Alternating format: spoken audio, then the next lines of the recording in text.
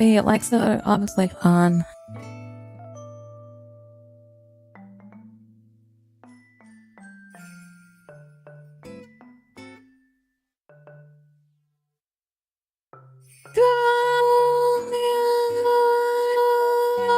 Gobble gobble. Morning, Vietnam. Hello and welcome to the stream. Go and chat. Is ready to jump into this. Give me a second. I'm setting stuff up here still.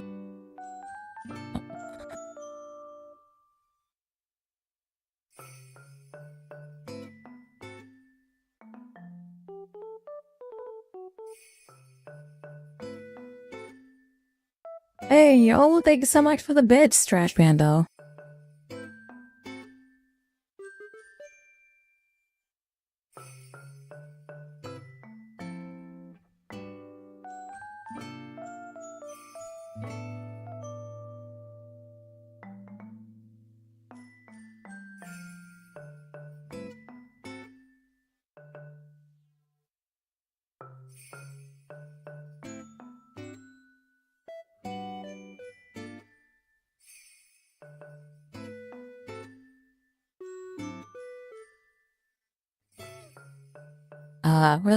Give me one more second here. I'm almost done setting up here.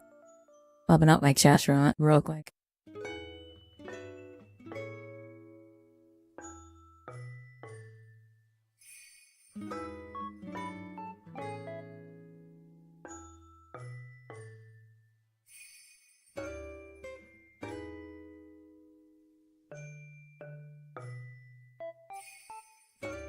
Is it Animal Crossing time? No, we're not going to do Animal Crossing today.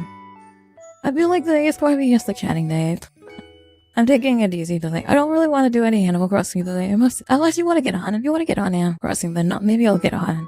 We can go and travel to each other's islands or other people's islands if you want. Otherwise, if not, then I'm probably not going to get any Animal Crossing Trash Van though. Sorry, I'm trying to shovel some calories into my mouth. I'm fucking starving.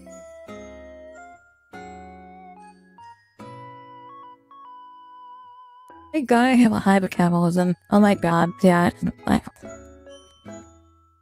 didn't have a hypercatabolism, I would not know how to live for my life because I eat like trash.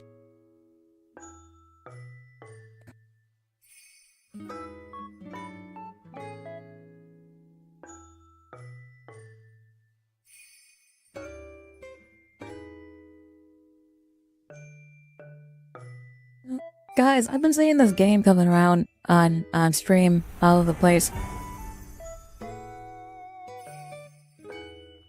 Hold on. Fucking shit. Where am I? Hey Eddie, never mind. Where am I? Oh. Yes, you literally eat like garbage. I have to yell at you to get out of the trash. Yeah, and I'm not even a raccoon. Like, what the heck? There I am. Give me a second. I gotta turn the camera on. I need to turn the camera on. You can tell that the stream's late, and I'm ready. Rushing. I'm trying to get my stuff together here. A new follower. Hell yeah. Oh, thank you so much for the follow. Sip David, I believe. Thank you so much for the follow. Welcome to the stream. Give me a second here. I'm just setting stuff up here. I'm going to go back to sleep because I woke up too early. Okay, that's fair. Have a good night. Thank you for popping into the stream, Trash Panda. Gotta find my alert box here. I didn't see any. Oh, Sip Dog. Sorry about that. I didn't see your name pop up. My alert box wasn't on. I'm literally scrabbling to get everything all set up here. Chat, give me a second. I love that game today. I got roped into some internet drama yesterday. So I got roped into some internet drama yesterday, and I'm completely off my game now because of it, chat. Y'all want to hear about the internet drama? It's kind of stupid. It's like, hello? Who's knocking? Who's knocking? Why is the alert boxes not going off? One pop up. Did you guys see that one? I didn't see it.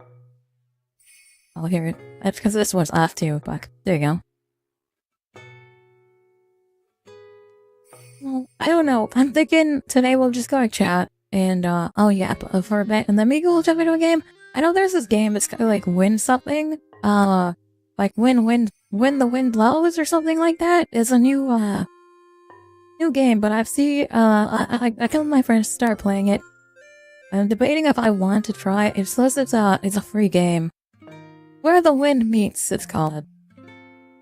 Have you guys seen this game? Let me pause my music real quick and we can watch the video if you guys want. Pause music real quick. Hello, Hugo Donut, welcome to the stream. Thank you so much for the follow. Let me get this, where's the screen here? Where's the screen?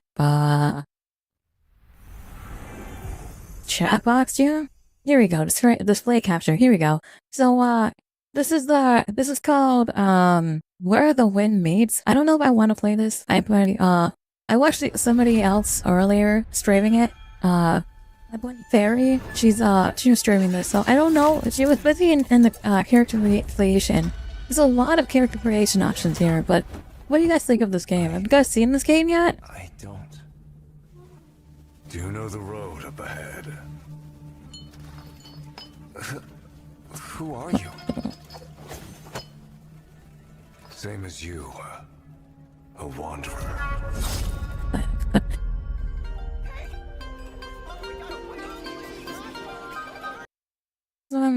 So this game takes place in China. Oh wait, see, now got bigger. So this game takes place in China, chat. And so my homeland, you know, it's kind of exciting. It takes place in my homeland. It sounds like your player's like a samurai or something. A guest in dreams. Yet unaware.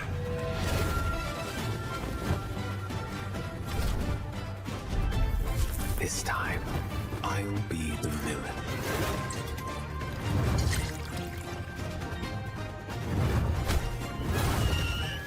But I have been on this path too long now. The street was filled with ghosts. Without a single coin, you call yourself the god of treasure? I'll give you one more chance. Go on. Kill me.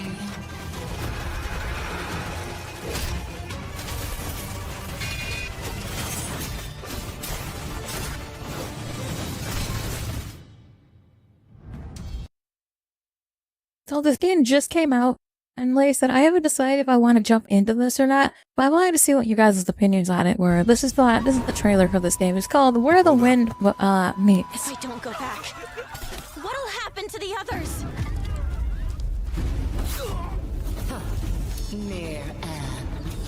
Such an unseemly struggle.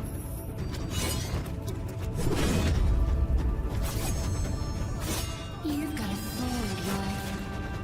So why couldn't you save her?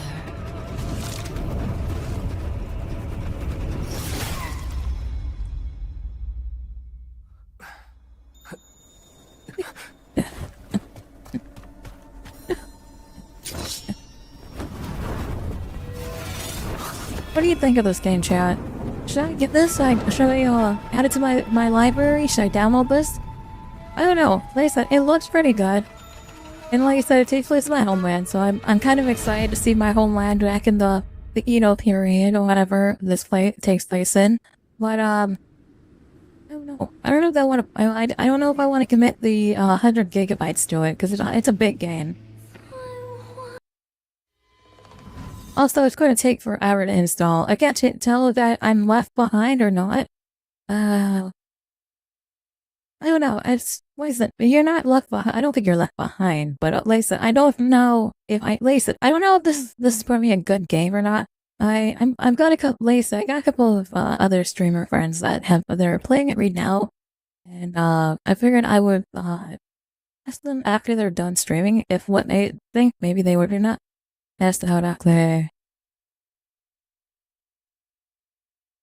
I don't know. Like, I think it looks pretty cool, but I don't. It's an open world game. I feel like I would not complete a much into the game, so I feel like it would. I feel like if I do commit to it, it's going to take a while. Like, but I don't know if I want to commit to this game or not. Like, that's the big question. Like, I've got World of Warcraft right now. I'm kind of caught up on World of Warcraft right now. I'm caught up on World of Warcraft right now, but like, and I've been playing Animal Crossing lately, just because it's a good filler game. I use it to like fill when I'm like not having anything to play, but like I don't really know, you know. At this point, I'm just looking for a new game. We've got Dispatch Tuesday. We're gonna be doing Dispatch. The last 2 episodes of Dispatch are gonna be coming out Tuesday. We're gonna be playing them. They came out earlier this week, but we're gonna be playing that Tuesday.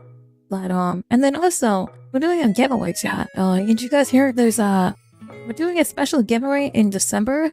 The sponsor for the giveaway is going to be jumping onto the stream Tuesday to spill details. We're gonna be doing that live for you guys. So you guys are gonna hear us discuss details of what we're giving out and all that stuff Tuesday. My sponsor, WisconsinOutdoorGear.com, the owner is going to be joining us on stream for a little bit. Have you played Subway Surfers? No, that's a mobile game, dude. I don't play mobile games. I don't think I can even stream a mobile game. I'm gonna be real. I'm the capacity of it. Yeah, so the giveaway. Yeah, so I don't know what we're giving away. My sponsor is, the owner of this company, the owner of, WisconsinOutdoorGear.com is going to be jumping onto the stream. And he says he wants to do a giveaway. He wants to give away some prizes. So, we're going to be I guess he's going to be mailing prizes to people, sometime in December. But we've got to hammer out the dates and when he's getting away exactly on the stream. So we're going to do that live on stream because it's exciting. And it's, a little bit behind the scenes, but I feel like it's something I'm comfortable sharing behind the scenes. So, we're going to do that live. I think it's going to be very entertaining for you guys. I will be doing that. I will be doing dispatch on Tuesday, so very exciting. Why can I only see myself in chat? You should not be able to only see yourself in chat. There's other people chat talking in here. I mean, if you look in chat, you should be able to see the messages in chat. You watching mobile or are you watching on the big profile? Or on portrait or landscape? Yeah, dispatch. Yeah, so we're doing dispatch on Tuesday. Tuesday we're going to do dispatch. It's the last episode. We've got 2 more episodes. They're the last 2 episodes. We're going to knock those out on Tuesday. And then we're going to be doing the giveaway. We're going to be talking about the giveaway on Tuesday, so we're going to have a lot more information on Tuesday. So, very exciting. Like I said, I got roped into a bunch of drama online today, and I think it's funny. Honestly, people think I'm really upset and pissed off about it, but I'm not. I'm really not. I don't really care. I think, honest to God, I just think it's funny that you can't breathe online about people taking a bad take of you. Going to refresh. Yeah, good luck.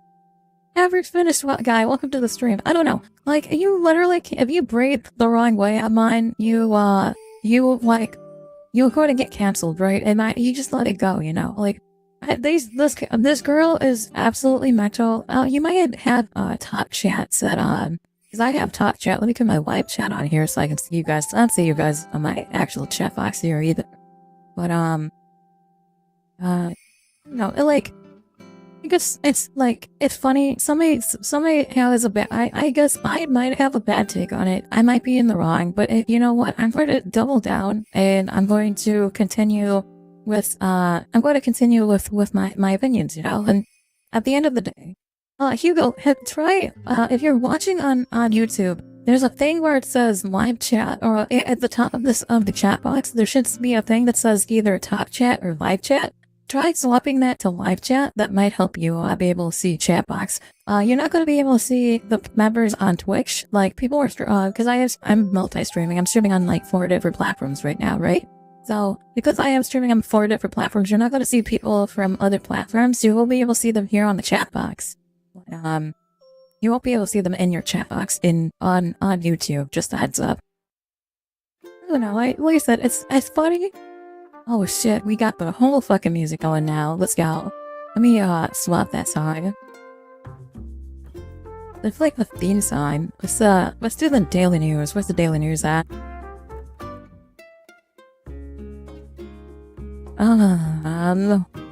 Here we go. Isabel's announcements. Daily news. Live. Breaking news! Fridge is in internet drama. Like, honest to God. So here's what happened, chat. This girl is posting. Okay, I think I can see other people now. Fantastic.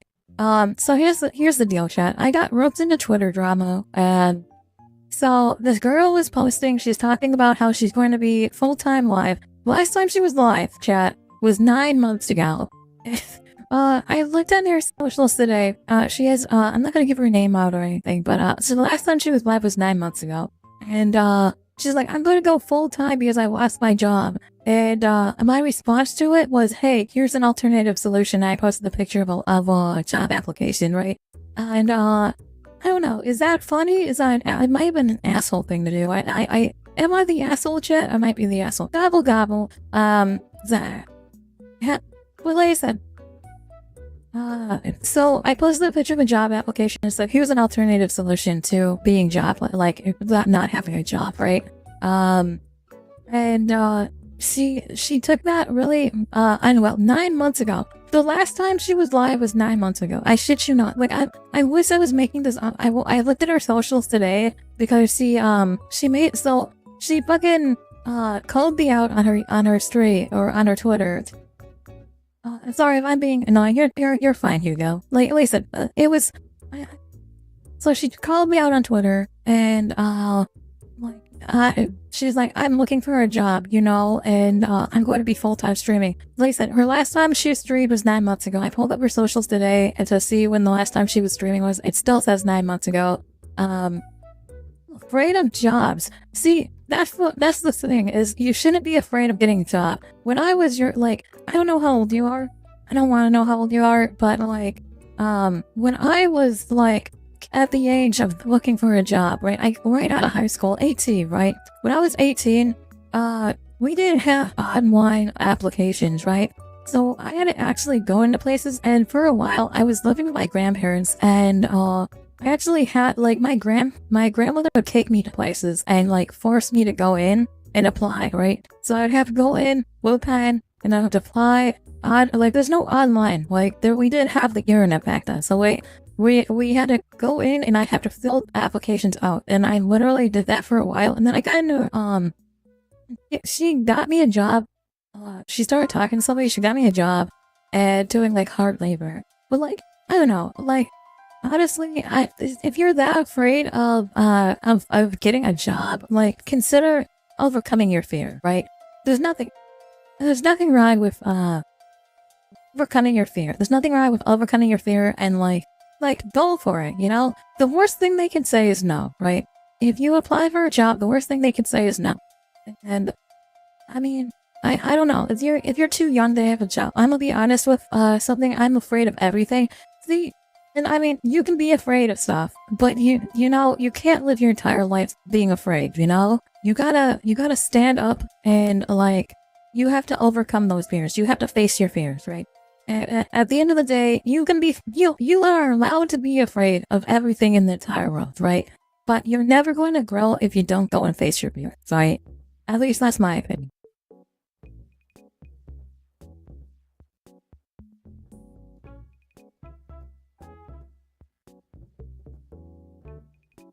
I don't know. I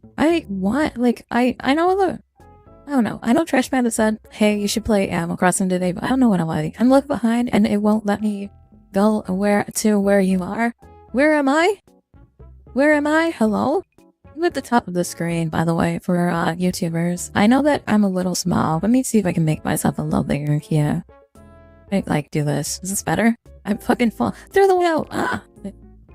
Too scary? Hello? There we go. But yeah, I don't know. Like, it's spiraled out of control. It's getting out of hand, and it's just Twitter drama. Like, it literally is just Twitter drama. If you don't, yeah, what's that?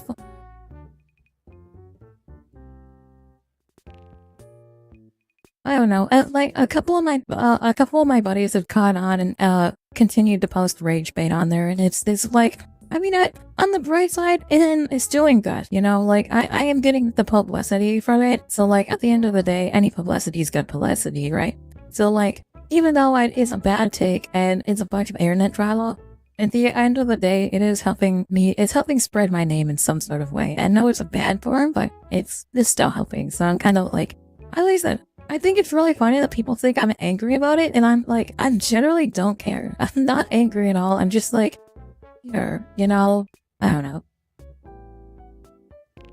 I do think that it'll be funny if I make a bunch of TikTok shirts about how you should go get a job, you know? It like, I hope to God this girl, I hope this girl fucking actually goes live. Like I said, 9 months.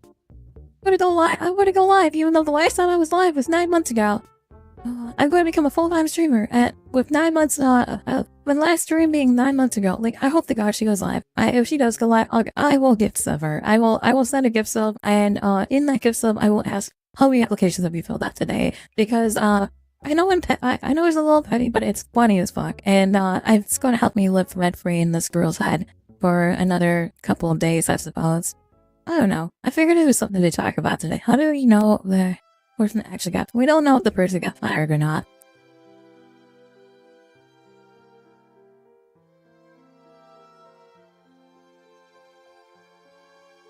There's a new Turkey Tom video. Do you guys want to watch the new Turkey Tom video? I feel like I kind of want to dive into it. I feel like it's going to be a lot of stuff that I've already covered in the past with Turkey Tom, but there's a new Turkey Tom video. People are very not happy. I said that 18 plus stuff should be behind a paywall and not your full pussy on main. I've got big plans for Christmas. It's not going to be full pussy on main, but I've got big plans for Christmas. You guys if you haven't subscribed yet, make sure to subscribe and keep your eyes out for Christmas, because there's big things coming. I might even do a singing stream. I might sing, chat. I might sing Christmas music. We'll see. I need cheese. Are you average British guy? Aren't you afraid of cheese? Are you not, like, you said you're afraid of everything. Wouldn't that mean that you are afraid of cheese as well? Go eat some cheese. As a proud Wisconsinite, I do enjoy cheese, but I am lactose intolerant, so cheese does not agree with me. Oh, Elaine Titus, welcome to the stream. You by any chance related to the Titus? The one and only.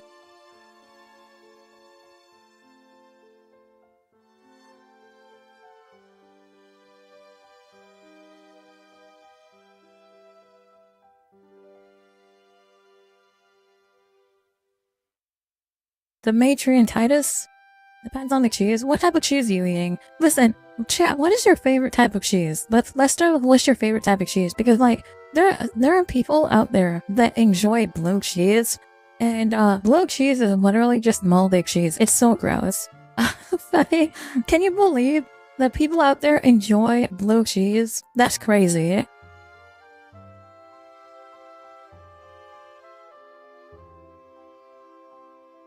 For any of you wondering what you call a lucky turkey, by the way, the answer is lucky. For anyone wondering what the question for the title, the answer is lucky. I gotta go. I'm gonna eat breakfast. Enjoy your breakfast, you know. Thanks for popping into the stream.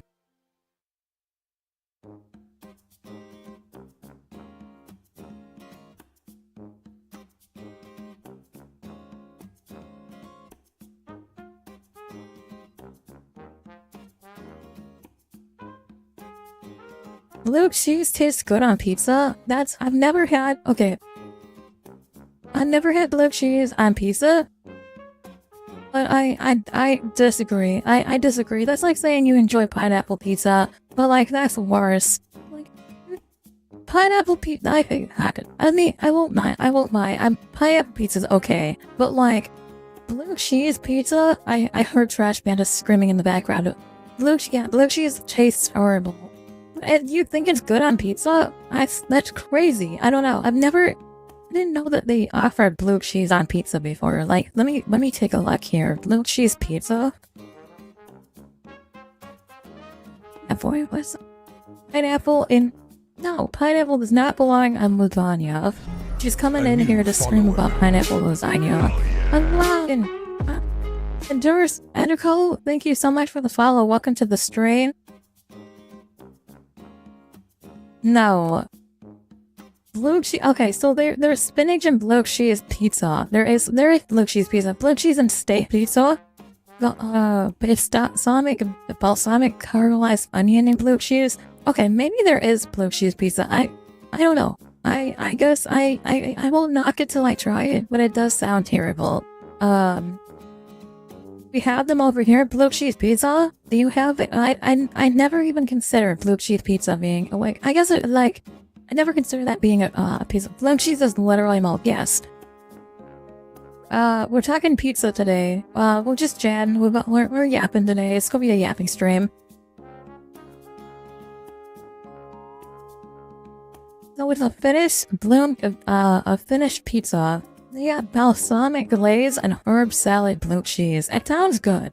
Like, the balsamic glaze can add a tangy and sweet contrast to the blue cheese. So I mean, I guess, well, like, because I won't knock it till I try it. Chat. I will shit on blue cheese pizza until I actually have a slice of blue cheese pizza, I suppose.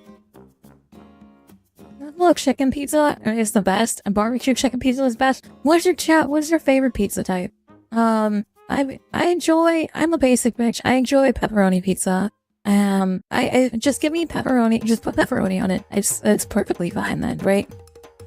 Dude, my go-to though, these might be mold, but it's a good type of mold. It's, I don't know. Listen, I don't like blue cheese. It's too, like, I don't like the taste, and it's very crumbly, but like, I don't know. It, like, to each their own opinion, correct? Am I right? Hello, Header72, welcome to the stream. I see that this is probably a bot, but welcome anyway. Thank you so much for the follow.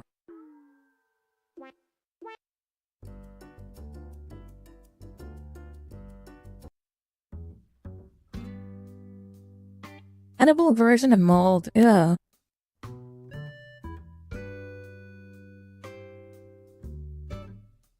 I don't know. I'm getting ready for this promoter to get access to the chat so that he can advertise, so I can delete his message real quick.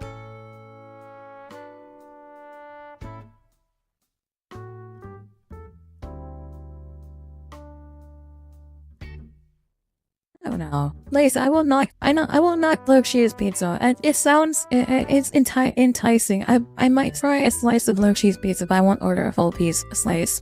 Or a feet pie. My go-to pizza is spinach, regular cheese, like regular mozzarella. There it is. Yeah.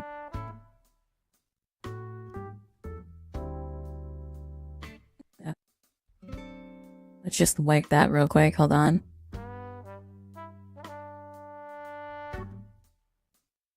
There we go. Sorry guys, I have to wipe the chat there a little. Anyway.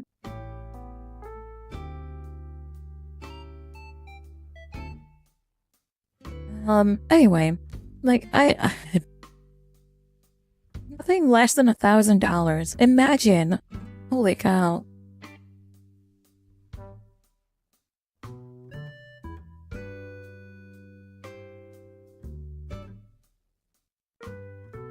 Don't know how to fix Kick so that they can auto-delete. There's gotta be a way to auto-delete messages on Kick. I don't know. I'm brand new to Kick, by the way. So if you're watching my Kick, welcome. Welcome to like my 4th or 5th stream on Kick. I don't stream often on here. I've never eaten any pizza for a while. That's there. Pizza's so good. I grew up in Chicago, so like I'm Chicago style pizza, you know.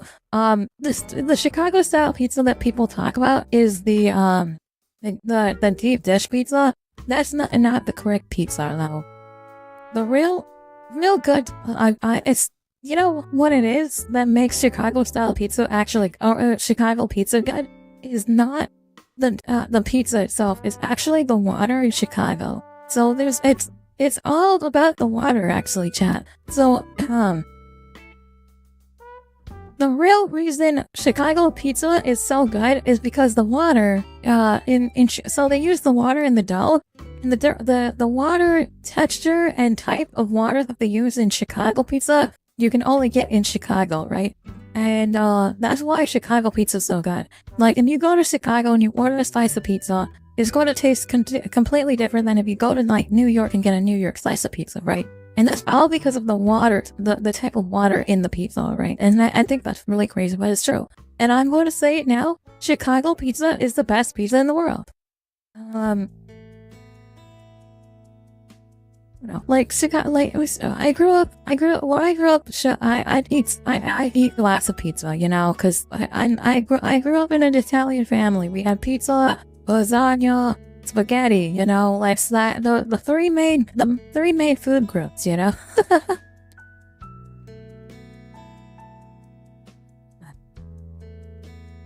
I'm gonna cry if I try to make it homemade. If you have an air fryer, hear me out. There's some easy homemade pizzas you can do. You get some pasta sauce, some red pasta sauce. You slap that on like a slice of bread. This is the Porfridge air fried pizza.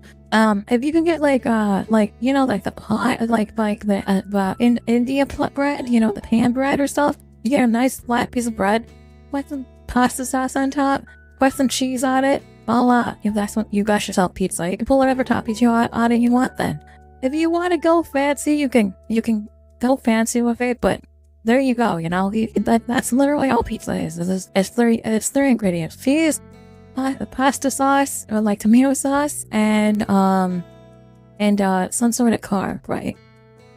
My mother is taking a long time making me pancakes. You should thank your mother. She's cooking you pancakes. Thank your mother. Be grateful. I have made homemade pizza before, but Chicago pizza, no thanks. Listen, don't knock until you try it. I will knock on the blue cheese pizza. I will knock on the blue cheese pizza. Don't knock on the Chicago style pizza, man. There's you can get a Chicago like deep dish pizza, but you're going to be there for a while if you're going to eat a deep dish. I don't recommend deep dish. people are like, oh, Chicago style pizza deep dish right now. So I don't recommend Chicago deep dish, but if you want a good slice of pizza, there's a couple of places that you can go to get a good slice of pizza in Chicago. You better thank your mother and be an angel for your mother, dude. She's making you food like she didn't have to. I agree, Trash Panda. I give up.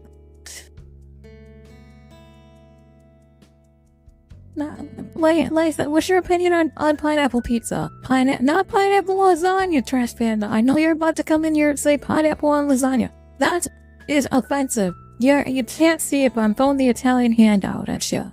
It's offensive. I'm Italian. Don't put pineapple on my lasagna.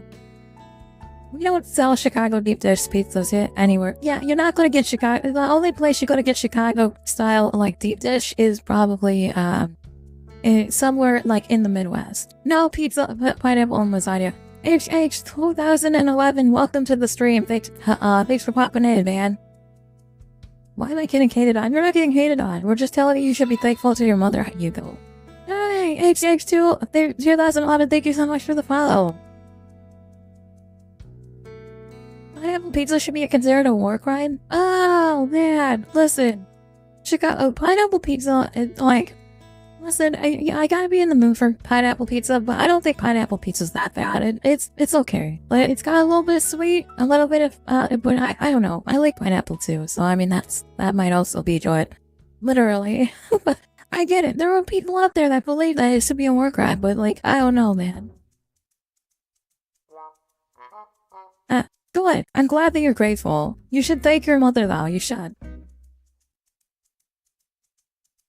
I never hate on you, but your mother is cooking you some good food. You better get on your knees and thank her. Hell yeah. You know, the last time I had a home-cooked meal for my mama? Fucking almost a year. Actually, no, it's been months, so it's been a couple months. My mom lives in a different state, so I don't see my mom ever. Well, I'm going down this weekend. Not this weekend. Next weekend? There's not gonna be a stream next weekend. I'm going to be going down. I'm going to go see mommy. Mama Fridge is going to. We're going to have Thanksgiving. It's going to be exciting. No, but the pineapple ruins the pizza for me. Okay. You have the right to believe that, you know. No pineapple on lasagna. Stop that. No pineapple on lasagna. Put it in the lasagna. Don't put it on the lasagna. Keep the pineapple away from the lasagna. I'm not going to try it. If you try to make lasagna and you put pineapple in it, I'm going to be generally upset. I will throw Italian hands. Tell your very Italian family pineapple on lasagna. Please don't, Trash Panda. You're going to tell my Italian family that you're going to put pineapple on your lasagna, and my Italian family is going to be offended. I don't know what they're going to do. But, like, that is a true war crime. Pineapple in or on lasagna. Pineapple anywhere near lasagna. That is the true war crime. I can handle pineapple on pizza. I cannot handle pineapple anywhere near my lasagna. Corona Mai. Thank you so much for popping into the stream. Welcome. No. Hey. Trash_panda_18 just dropped 5 bits. Pineapple in lasagna. No, you dropped 5 bits to have my AI tell you pineapple in lasagna is wrong. It's a true war crime. That is a war crime. That is something against the Geneva Convention, chat. Rage baited idiot. I'm not angry. I'm just saying it. Pineapple and lasagna is incorrect. Incorrect indeed. An illusion? What are you hiding?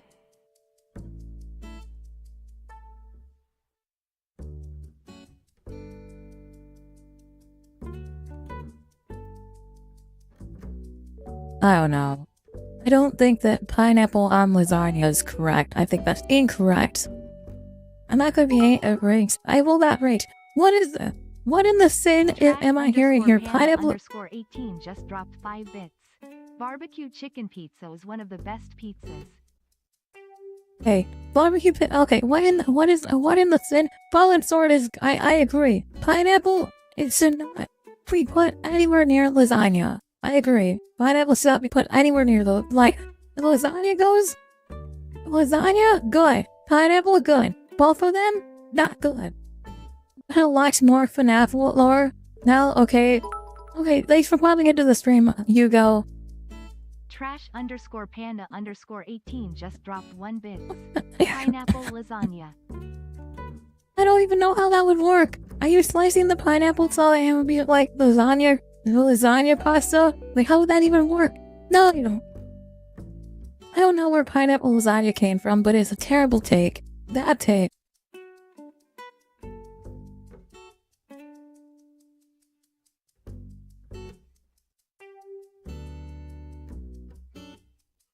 Pineapple lasagna is a bad take.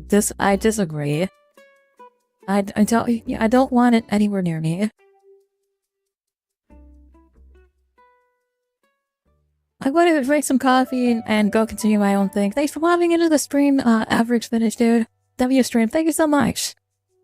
Have a fantastic rest of your day, Finish guy.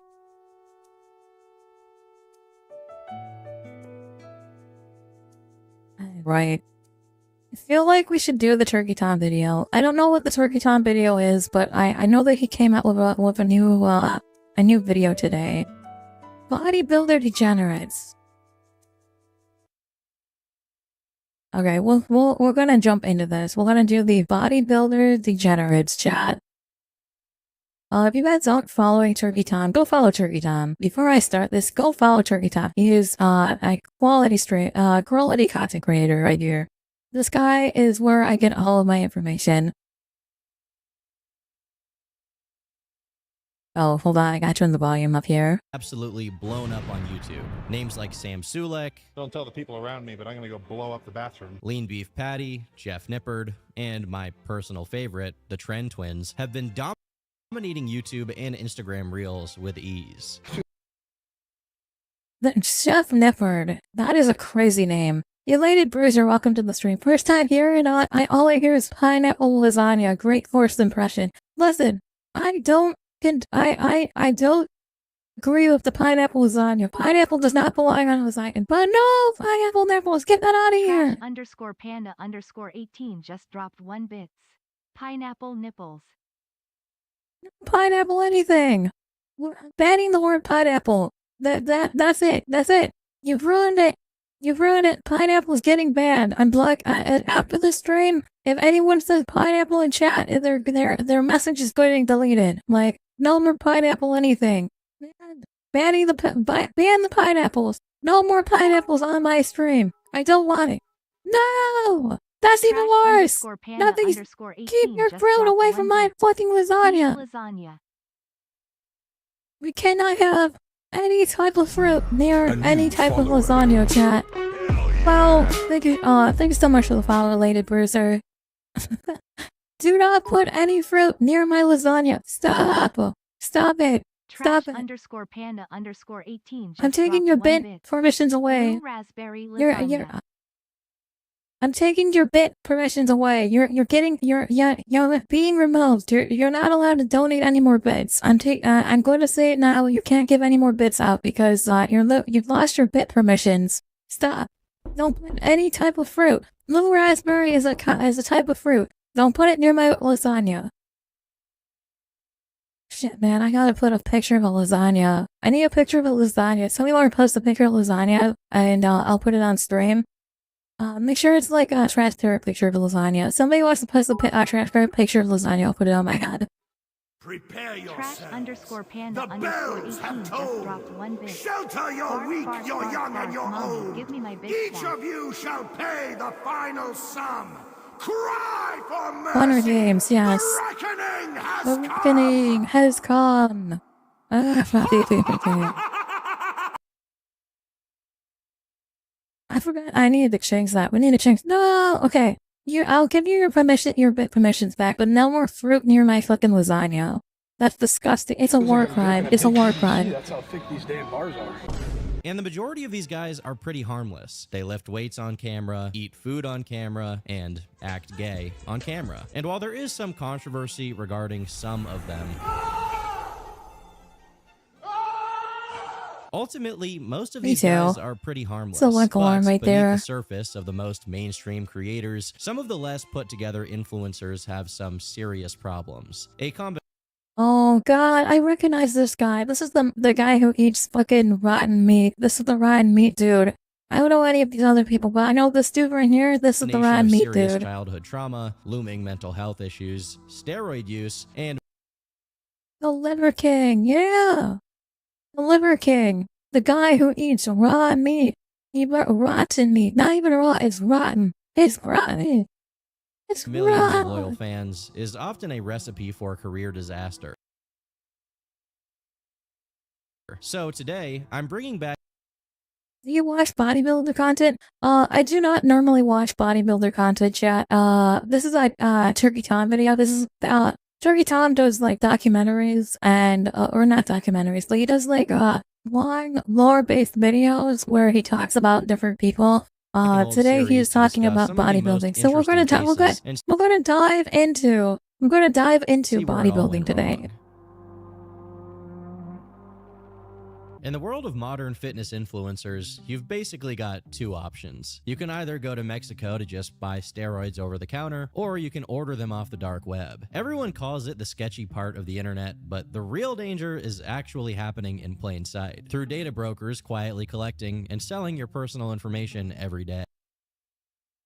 I know I don't need to say this, chat, but don't buy steroids, don't use steroids. Steroids will most of you are men. I look at my analytics, most of you are men. Don't use steroids, it's going to make your dick small. Here, you will have a small penis if you, or many where you will have a small penis if you use steroids. Don't use it. Don't use steroids. Steroids are bad. Shady data broker companies compile reports like these on everyone, from all of your emails to current and former places you've lived, your relatives, who your neighbors are, and even things like if you every day and conditions. This is an ad. This is an ad. You have to move to Nigeria to do it, and will then submit opt-out to service manager United States. That's enough to finger. Check out the video. Activity from the weightlifting world actually involves steroid use. Joke's on you, I'm Asian. I'm also Asian, but I'm gonna be real. Steroids are going to make it smaller. If you're Australian or you already watch a lot of fitness content, you've probably heard of Tammy Hembrow, the founder of fitness fashion brand Sosky. She has 17 million followers on Instagram. Never heard of this person before. Tammy Hembrow. Never heard of her. And was featured on the Forbes Australia 30 Under 30 list. She's basically the Australian Kim Kardashian. But she is not the focus here. Her brother is. Henri Thine, who is also an online personality and a fitness influencer.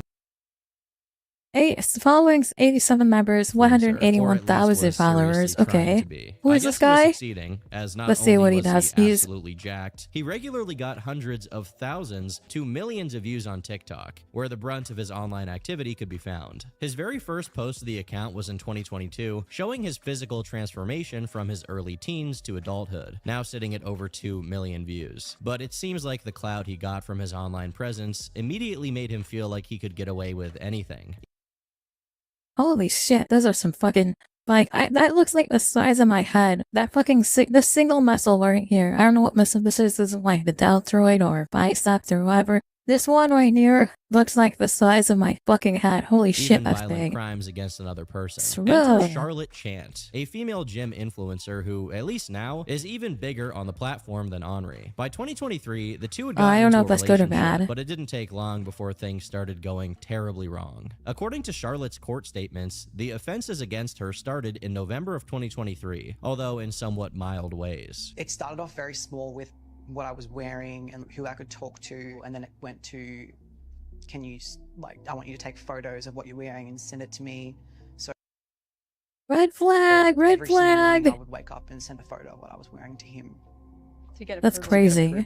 I wasn't allowed to get, like, my nails done, my hair done. I wasn't allowed to wear makeup, but he was with me constantly 24/7 and wasn't allowed to be without him. He would come into the bathroom with me, like, it's terrifying. Run, bitch, run. Because he would be assuming that I'd be on my phone texting other people. The notable and particularly egregious crimes only happened Clearly in March this of the man next is year. insecure. One of the incidents Not took about his place body, when, but while they about watched his the movie, relationship. Charlotte tried to cuddle with Henri, only to get elbowed in the head and insulted. When she texted a friend to come pick Oh her my up, God. Henri then pushed her I against a wall imagine while being squeezing elbowed by her that throat, monstrosity. saying, "You're not going, I own you," which led Charlotte to think he was actually going to kill her. He proceeded to slam her onto I a think bed he was and cheating strangle on her, but maybe? fortunately, he stopped just short of going even further. Now, a week prior to this, a very similar, even if a lot less aggressive situation also took place, where Henri pushed Charlotte onto a bed and ripped off her pants. I was getting ready Jesus to go to the gym with Christ. him, and I said to him, "Do you like my leggings?" I wonder how AI will affect fitness and beauty influencers. The way it's going, I'm predicting another VTuber boom as people use models to protect their faces. I don't know. I don't know.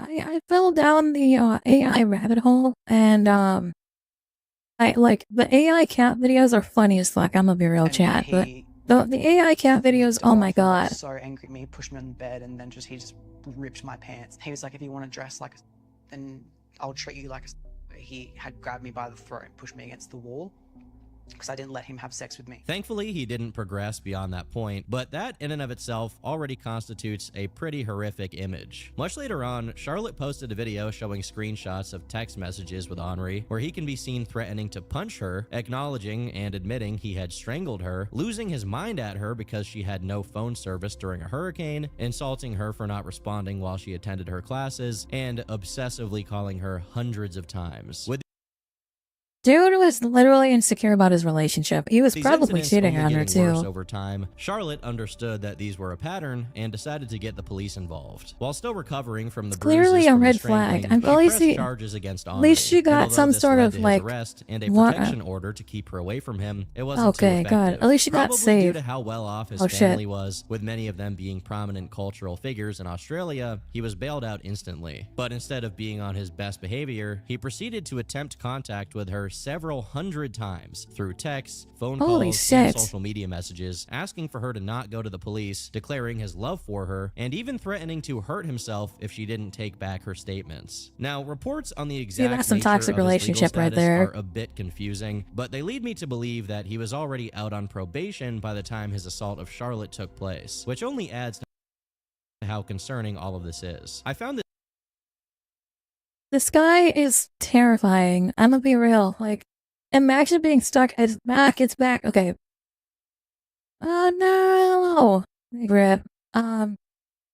Anyway, we'll pause this real quick. I don't know. This feels like some type of guy who like I get that he's insecure about his relationship, but this dude is like clingy as fuck. Like, this guy has some serious major mental problems or newsreel about the something. case, and in it, they include footage of Henri attacking and beating up the Holy boyfriend shit. of another one of his exes, What which the may fuck? be the offense he was already facing some legal issues for. How does someone with this bad of a record manage to get bailed out and continue harassing his victim? Australia, bros, it might be over. Now, during the 4-month period after the incident, Henri's cyberstalking and harassment was so intense that Charlotte installed countless security cameras around her home, worried that he would break in and try Okay, to kill her. good. It's uncertain when exactly these measures were taken, but it's possible that they happened after an incident in which 3 unknown men approached her as she went to the gym and carved the letter H onto her body. My face What the fuck? smashed in. They ripped my trackies open and got a razor blade and carved the letter H into my leg. The first letter of Why? Henri's name. Probably in fear That's that things mental. like these would reoccur, she eventually gave up and moved away entirely to avoid it. Because of the ways that he breached Probably the for the protective order, best. he was arrested and released 3 separate times. But in July 2024, Henri once That's again crazy found that he himself was breaking the released law. multiple During a road times. rage He should have incident, been he he should have assaulted been the driver locked of up another without vehicle bail. and spat on his car, which led to his final arrest. Despite claiming to be a natural God. bodybuilder online, once he was in custody, his defense rested heavily on his steroid abuse abuse as an explanation for his behavior, claiming that he was seriously addicted Oh yeah, to he's got that taking roid gear from the rage. ages of 16 to 21, and as a consequence of not being on it while in custody, he had lost over 40 pounds. On top of that, he was diagnosed with borderline personality disorder, major depressive disorder, and bipolar, not to mention the fact that he made several attempts on his own life while being held. There were also mentions of him having a difficult childhood, suffering abuse from his mother, and needing to go through mental health treatment. Initially, these things That's seemed rough, to not buddy. sway the judge Jim very Bros much, ain't who either basically told him about that the none most of it chilled person excused ever, or they're otherwise absolutely justified mental in his my actions. experience. I don't like I said, I don't go to the gym, and I've got a high metabolism, so I'm a skinny bitch. But like, holy But fuck, upon this his is sentencing, terrifying. It looks like this defense was actually somewhat effective. Although he had a total of 17 charges, including assault with intent to commit rape, domestic violence, strangulation, breach of bail, and resisting arrest, he was released on time served and parole. According to his influencer sister Tammy, she had no involvement whatsoever with his case. But Charlotte has implied in a few TikTok posts that this is a lie, suggesting that the entire family is complicit in repeatedly bailing out and protecting Henri. And the justice system needs to be really evaluated on women's safety, because this man... I agree that the justice system needs to be evaluated here in Australia, or there in Australia, I guess. We can only hope that Henri never does anything like that ever again and is able to turn his life around, although only time will tell.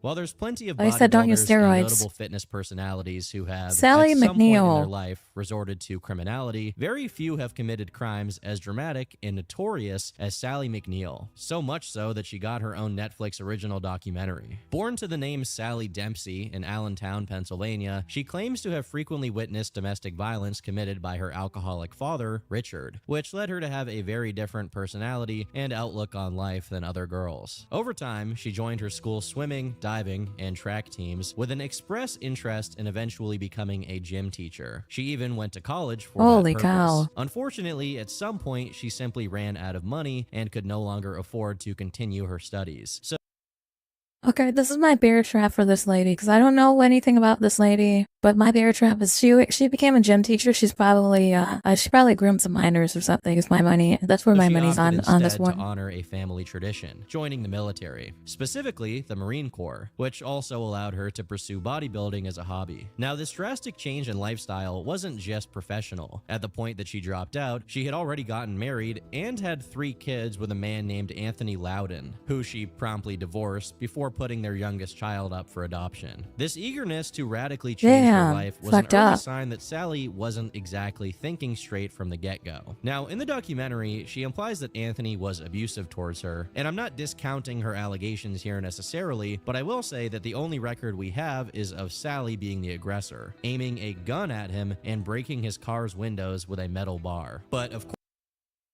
course, it's possible that there was more going on behind the scenes that the public is simply not privy to. It's unknown what exactly kicked off her intention to completely rebuild her life, but it didn't take long for Sally's bodybuilding hobby to take over. She started taking steroids and taking part in professional competitions in the late 1980s, managing to get placements as high as 4th, as well as winning a couple of armed service championships. And this is when she met her future husband, Ray McNeil. Ray was also a professional bodybuilder, and as I'm gonna be real, this bodybuilding stuff looks disgusting. Like, this head on this body does not look like it does not look right. I'm gonna be real. Like, I don't know. I just think bodybuilding's gross. And bodybuilding career. But while she could balance her 2 careers pretty evenly for a while, eventually this took its toll on her work as a Marine. After reaching the rank of sergeant, her professional demeanor slowly but surely gave way to dysfunctional behavior, anger issues that turned into episodes of violence, concluding in Sally being demoted from her position and eventually discharged and banned from re-enlisting altogether. Ray decided to follow Sally's path in life, and by the early 90s, both of them were on their way out of military life and fully set on moving to California to make money from So does she not become a gym teacher? Maybe my bear trap was completely wrong. I don't think she became a gym teacher, it sounds like here. She went and became a Maureen, and then she went to go do bodybuilding. The specific details surrounding this time period in Sally's life, but according to the documentary and testimonies from Sally's kids, this transition was pretty difficult. They had very little money, and consequently, everyone was stressed out. On top of that, throughout her entire life, Sally had always had the problem of seeing domestic violence as a normal part of life due to her traumatic childhood. And unfortunately, it would continue to show up during her marriage to Ray. Her children, who have obviously been adults for a long time now, recount incidents of Ray punching her in the face and splitting her lip, breaking her nose and multiple bones, choking her, and even It depends for me. I think bodybuilding itself is fine. I think that, but it gets weird at a competitive levels. That's there. I don't know. Like, I feel like this lady is probably in that cycle. Like, she was raised on domestic violence, so she put herself in domestic violence to like break the cycle. She wasn't the only target of his violence either, as he once blinded an unnamed man. And how much of this is because he's using steroids, and how much of this is because he's just mentally ill, you know? And frequently beat Sally's son John, especially when she wasn't around. If that wasn't Gotta feel bad for the kids more than anything else. Resort to doing odd jobs they didn't really like to keep the bills paid. Sally took part in what's referred to as muscle worship sessions, where she wrestled with men while mostly naked, sometimes on camera. This is not a funny euphemism for gooning either. It's actually wrestling. I have no idea why this was a thing. This is actually a thing? I thought this was... I'm gonna look this up. I want to look this up, but I feel like if I look this up, there's going to be something I don't want to see online. I think it's like, I've never heard of this thing here. This is a thing, muscle worship? Just something that I did with the boys back home. I feel like this is something I need to look up off stream. Is that Wendigo? And what is Wendigo doing here? But Ray McNeil, on the other hand, worked as a professional wrestler until 1994. Didn't Ray do muscle worship? Why didn't he sign up for muscle worship? Is it an only woman's thing? Is it like OnlyFans? At the hands of Sally. Apparently, it was his work as a professional wrestler Shit, Sally killed her. Had many affairs with other women, which, at least in one instance, led Sally to nearly beat a woman to death and then pull a gun on Ray. Imagine dating this monster, and then. Or imagine cheating and being one of the girlfriends. Going behind this lady's back, and then muscle mommy here comes fucking out, beats the shit out of you. You'll be lucky if you survive that beating. Holy fuck! To be suspended by the National Physique Committee for a year. Around the same time, she also got into a fight with a club owner and kicked him in the face before threatening to kill the police officers who intervened. Clearly. Imagine being the cops there. Holy shit! If I was a cop there, I'd be afraid of her. Not in their right mind. And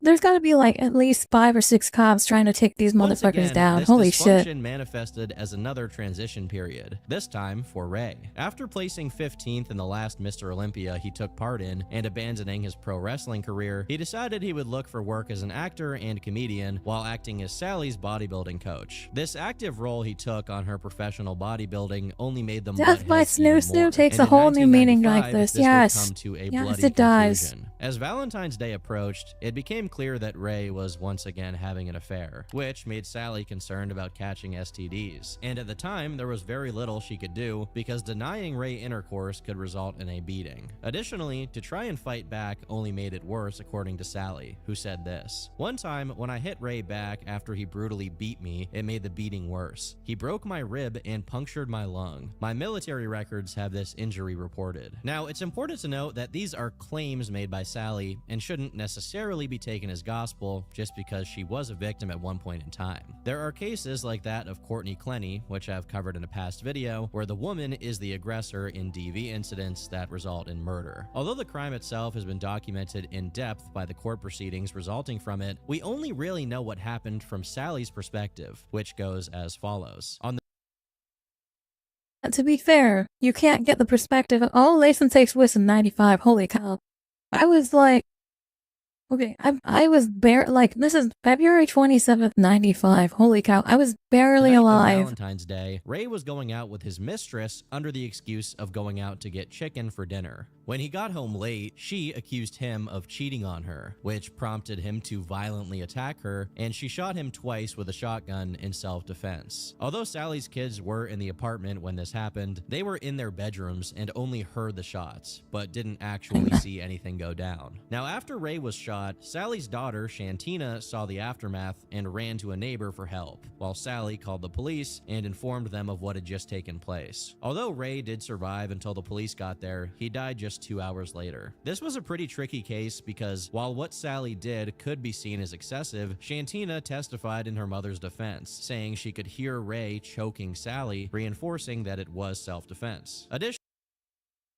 Even if it was self-defense, I feel like this relationship was probably, like, if there was 100%, like, violence on both ends, and I feel like I do feel bad for the children more than anything else here, because, like, the children had to live through that. And like you said, like Turkey Tom said earlier, the dad, dude, Ray, was beating on the kid it's too. Worth noting that Ray weighed over 100 pounds more than Sally, so pretty much anything else wouldn't have been enough to physically equalize them. However, no DNA from Sally was found on Ray, and forensic analysis concluded that one of the shots was fired when Ray was already on the floor. This basically got her convicted of second-degree murder and sentenced to 19 years to life in prison. Although she almost got out on one occasion through appeals, the decision was promptly reversed, and she ended up serving 25 years, being released in 2020. Thankfully, this story does have a somewhat happy ending, because after she was released, she got married again and reconnected with her now adult children. Here's to hoping they were able to put these extremely traumatic events behind them.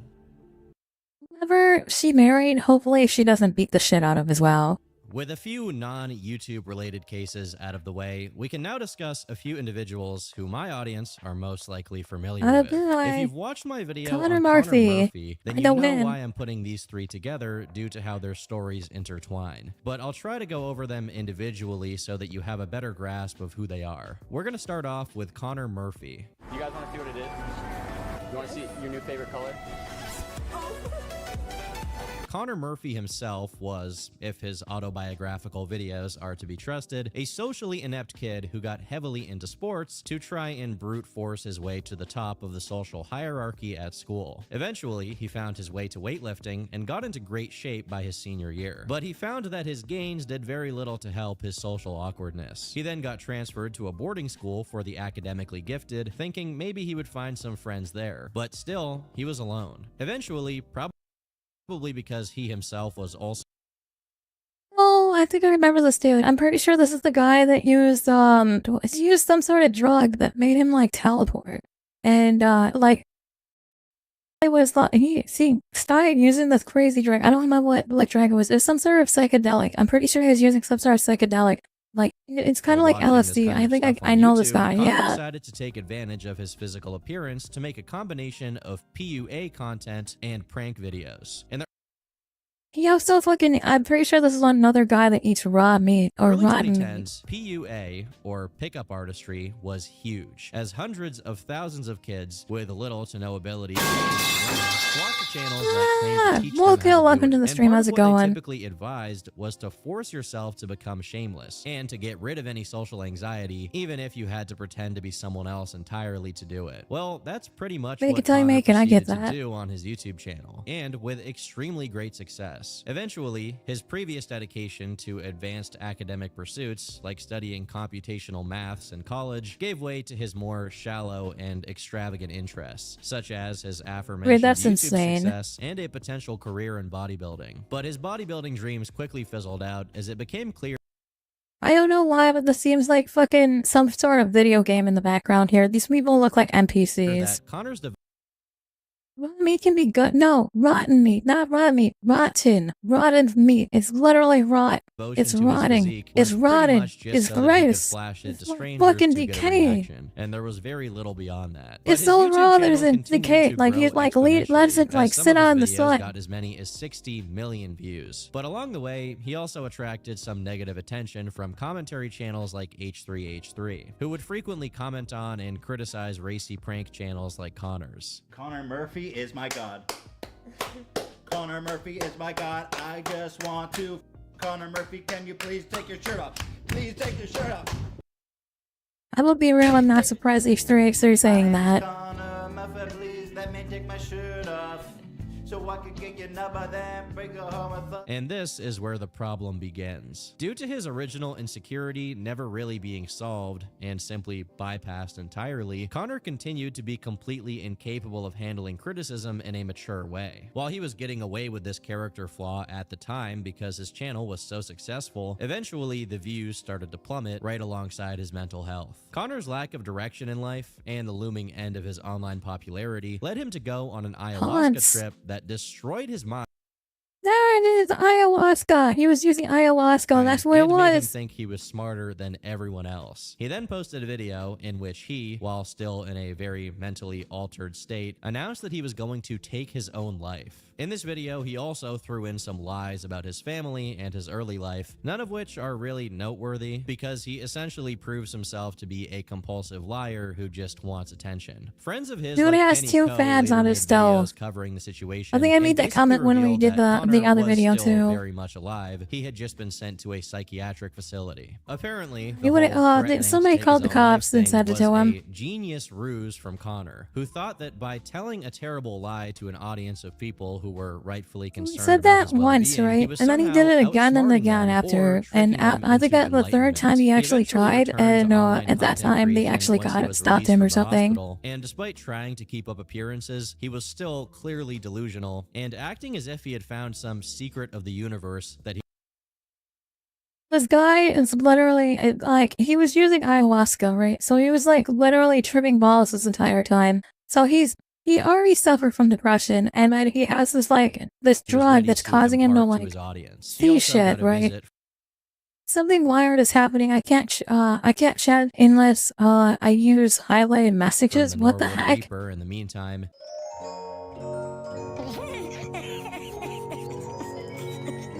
and tried twice to get hair transplants that didn't go that great, which I think is central what is the messages saying? Why he lost his mind. It probably didn't help that he started a prolonged fast shortly after leaving the mental hospital, and then briefly went vegan, although his real problems aren't really external. You see, once the hype died down after his supposed breakthroughs, he went back on many of his enlightened conclusions, and slowly returned to pretty much the only thing he knew how to do well, looking jacked on YouTube. But when that still failed to get him attention, he then decided to go back to taking ayahuasca and make content about doing a whole bunch of it to get even more enlightened. This guy was literally doing ayahuasca. He would wake up, do ayahuasca, have breakfast, do a little bit more ayahuasca. This guy is crazy. Is made up and haven't seen my longer video about oh no, I've seen the video. I know exactly what's going on. Then frankly, I don't blame you, but I promise I've checked the archives. This information is all verified by true American patriots, and it gets even. Well, Carol, I'm so sorry that you can't be able to talk. I'm going to leave and come back. Yeah, try leaving and coming back. Maybe that'll fix it, hopefully. Surprisingly, doing ayahuasca did not fix Connor's life predicament. So he started doing sexy yoga with random strangers and opened an OF account where he drank some other guy's ball juice and his own piss, all while talking in a 20th century New Orleans black accent. I apologize in advance for the particularly psychologically constructed inconvenience. I'm not giving a flying fuck. Eventually, he graduated to... Mind you that he is on some sort of psychedelic this entire time, which is probably what's causing him to do this shit. Famous YouTubers He's melting his brain. Sexual conduct, and tried to reignite his beef with H3H3 by calling both H3 and himself child groomers. Fortunately, none of these stunts landed him back in the spotlight, and as he withered in obscurity and ate through what was left of his money, a woman named Jane Please put a potent jump scare warning. There's no jump scare. I mean, I didn't be that, guys.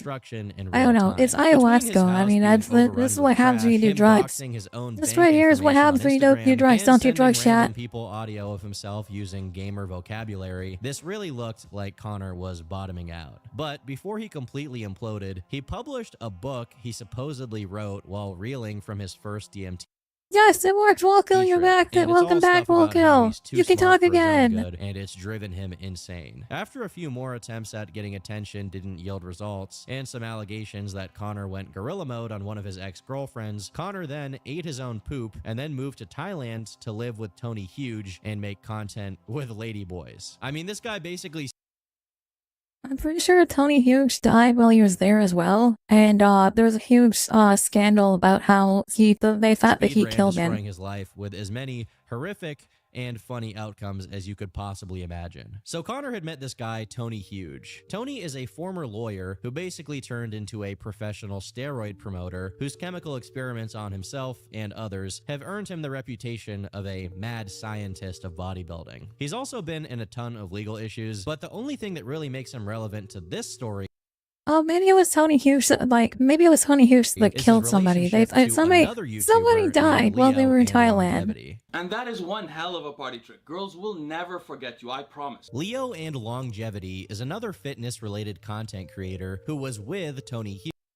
I don't know. What year is this? This take place? Probably early 2000s, early or late 2000s. Right before Connor moved in. Just days before he passed, he was talking about moving away, and the pre-autopsy report listed the cause of his death as murder. So eventually, people in the online world turned their eyes to Tony Huge as a potential culprit.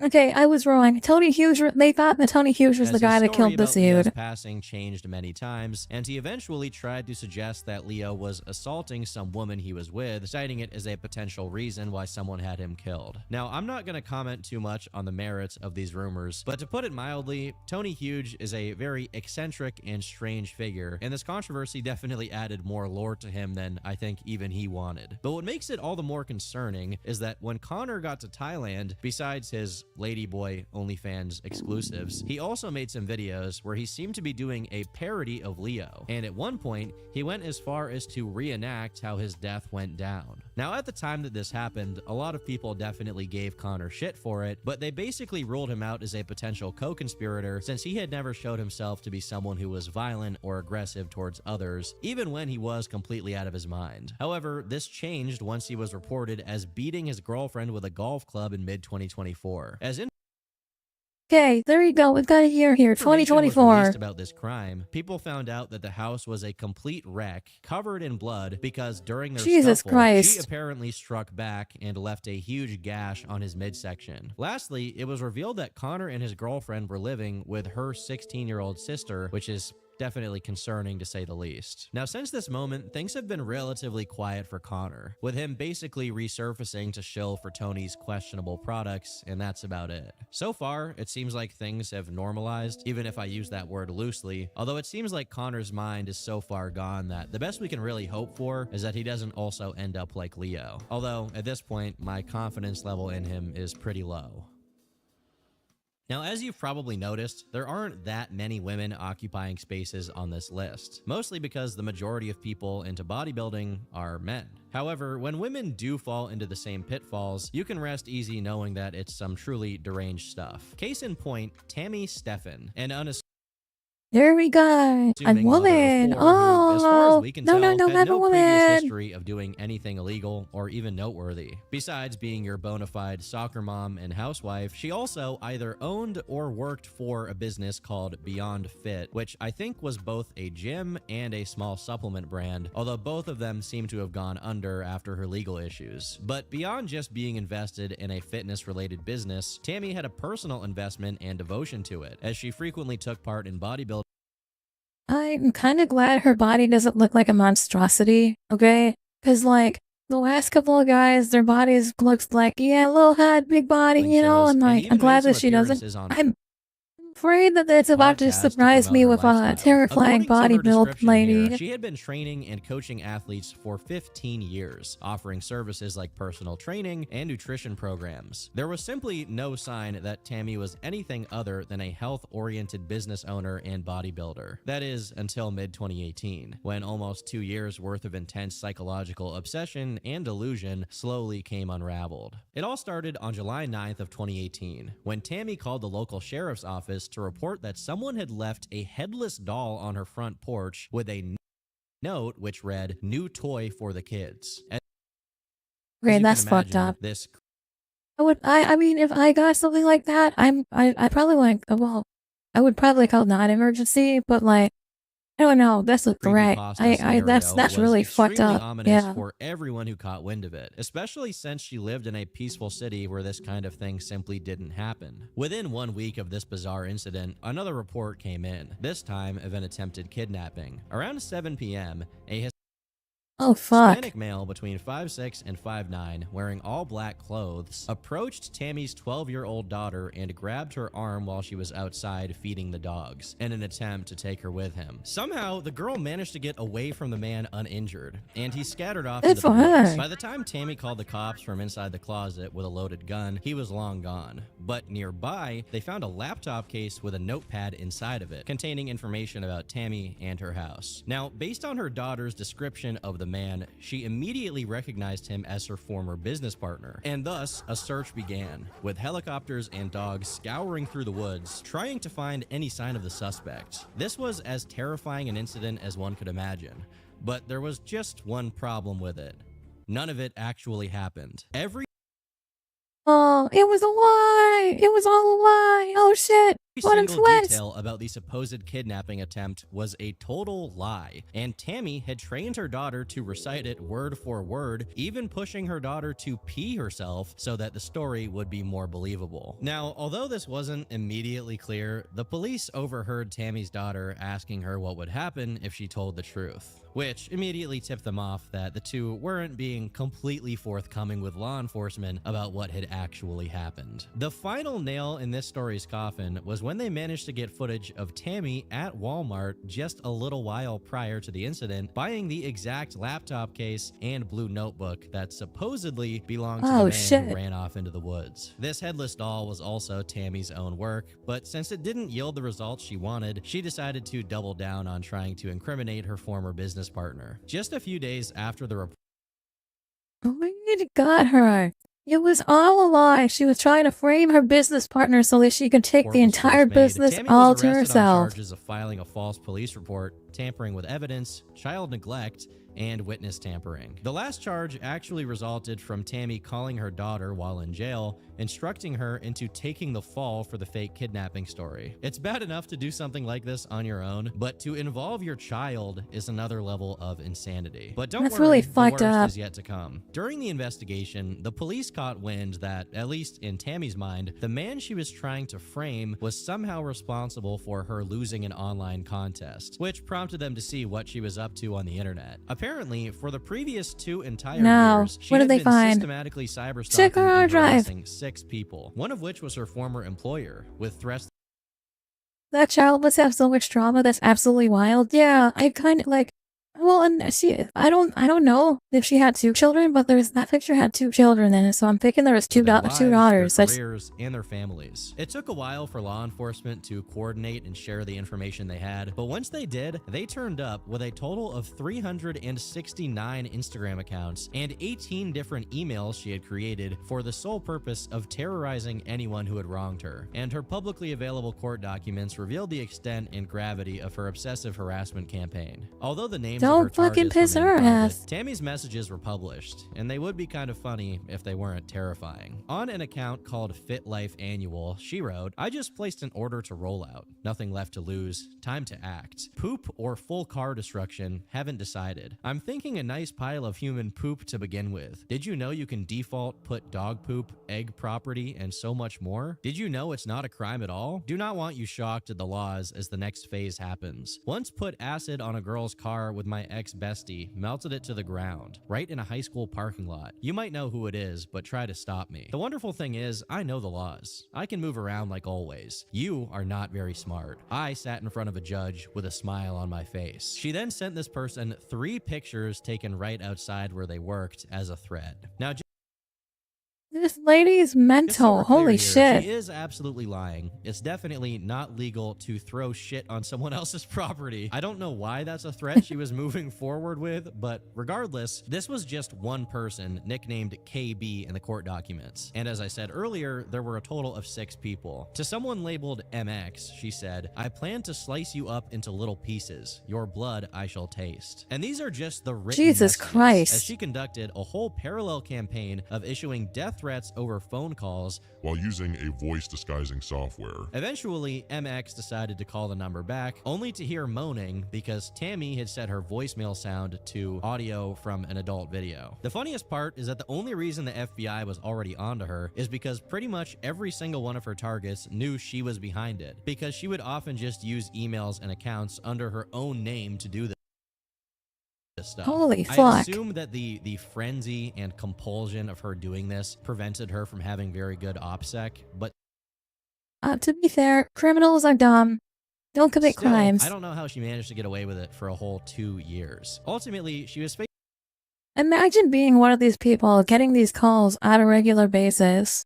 Like, holy shit, I'd be on the phone of the police immediately about this. That's crazy. Count of cyberstalking and 1 count of interstate And you knew who it was, too? Like, what are you doing? Sentence of a $250,000 fine and 5 years in prison. By December 2018, basically a month after her court proceedings started, she pled guilty. Although, based on the legal information available, she's been released on probation for a little while by now. So, if you're in Florida, be careful when hiring personal trainers. You never know when one of them will threaten to cover your car in dog poop. Very few people fit the bill for the definition of a fitness degenerate more than Mr. Brian Johnson. Y'all don't know. Do y'all know who Liver King is? Please tell me. Whose passion for Please tell me you know who Liver King is. His overnight online fame, only for it to tear his motherfucking Liver King. Prior to the Liver King is told over a series of tall tales that embellish or Sierra Tasha, welcome to the stream. We are about to dive into Liver King. If you don't know who Liver King is, this guy's his fucking... childhood, he says, man. He's crazy. He's a crazy... It's going to be a crazy ride with Liver King. Difficult and rife with bullying, as his classmates would do cruel things like choking him unconscious, and it got to the point he would no longer go to the bathroom or the cafeteria. So, Liver King was bullied as a kid, right? And then, when he grew up, he got swole and decided to eat rotten meat. Rotten, not that. Rotten.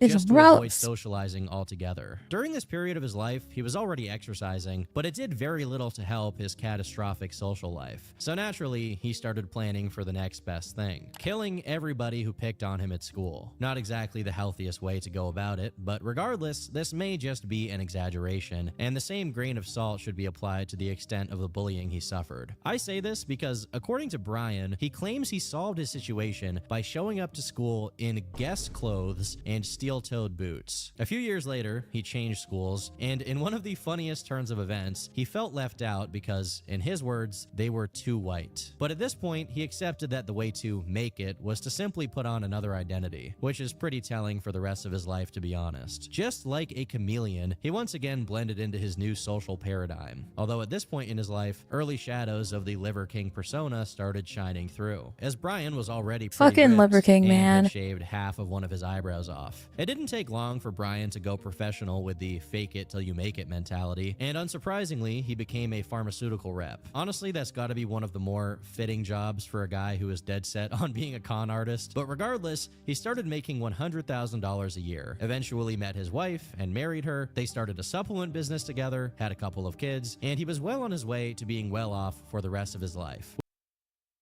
And that's how it could have ended, and it would have been a lot happier of an ending. Really worry about besides enjoying his wealth with his family. But the thing about dishonest, shifty people is that they're never actually satisfied. They always want more. It's just never enough. Eventually, as his kids grew up, they started having some serious health issues, and this pushed Brian into getting heavy into organic, healthy living, which for him included eating raw animal parts. Based on the way he describes it, you would think that he slowly became the Liver King over the course of years, but this isn't really the case. Regardless of how devoted he was to living healthy, he had already been doing so since the 2000s and was still very much a normal guy by 2019, with no sign of the Liver King-itis affecting him quite yet.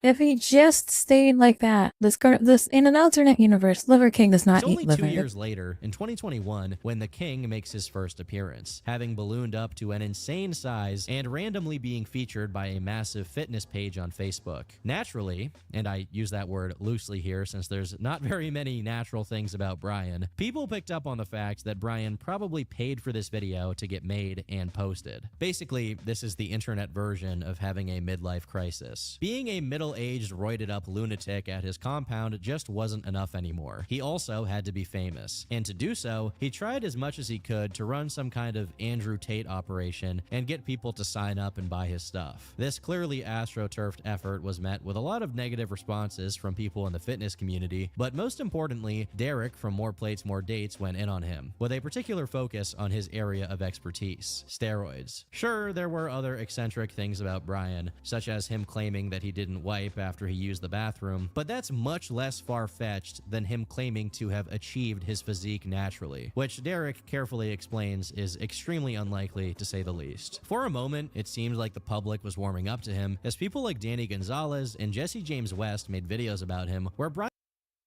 Divide 50 hours of Liver King. Eccentric than a deceptive con artist. However, the combined efforts of Joe Rogan, John Bravo, and More Plates, More Dates set the stage for Regulars here, $5 a month. He's telling people that the way he gets that way is by sunning his $5. doing with your life, where you have hours of time to watch Twitch and not $5 I love Joe Rogan, by the way. content that you're watching. Joe Rogan. So look at, I have a wall of non-subs. This is fucking actually I really like hard the sound of part. because it's like people just really they really don't respect me as a content creator. Listen, I enjoy the Joe Rogan experience. They are just probably one of the few podcasts I actually listen to. and just lifts like a maniac.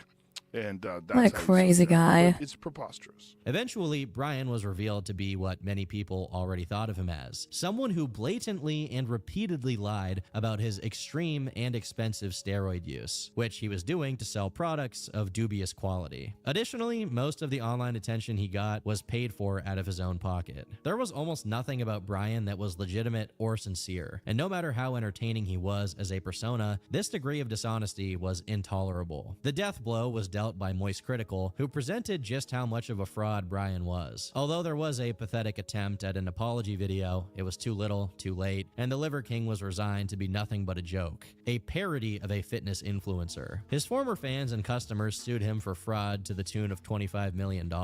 With nothing left resembling a legit audience, Brian eventually doubled down on his delusion. He took a bunch of hallucinogens in foreign countries, got a Netflix documentary made on him, where he notably admitted to committing actual fraud during his days as a pharma rep, and he was also exposed for committing fraud by lying about the ingredients of his supplements. Not to mention, he started to make threats on Joe Rogan's life, while also accusing him of being a fake Jew. But not you fake Jews. What you're trying to do Wow. is be greedy and slime balls. I know about the fake Joe Rogan threads. That's something I don't remember. They wear hats. They call themselves Sheldon and Joe Snurlman. Between that and the schizophrenic Instagram reels where he's talking about his enema bucket, he eventually traveled to Austin, Texas, where Joe Rogan lives, only to get arrested before he could even get near him. After being charged with making terrorist threats and handed a restraining order, he did eventually back off. But unfortunately, it doesn't seem he's gotten any more sane since then. These days, what the fuck is that you're more likely hat? to catch Brian at Arkham Asylum rather than making YouTube videos at his $50 billion compound.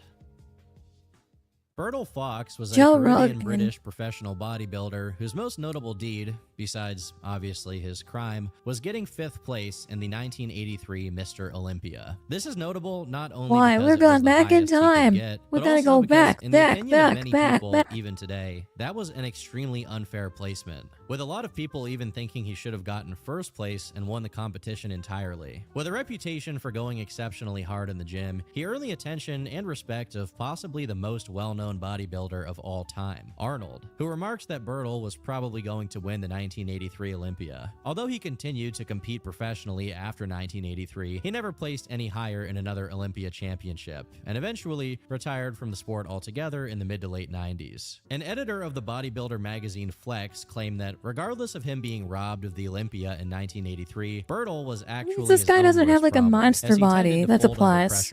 Self-destructing in a variety of ways whenever another contest best approached, and blaming others for his own shortcomings. Bertle was described as something of an immature loner with low self-esteem, and at least partly, this was due to bullying he suffered when he was still in school, some of See, but like, I don't know. which had to do with how short he was. I'd almost say that this description makes him someone you'd want to sympathize with, considering he went.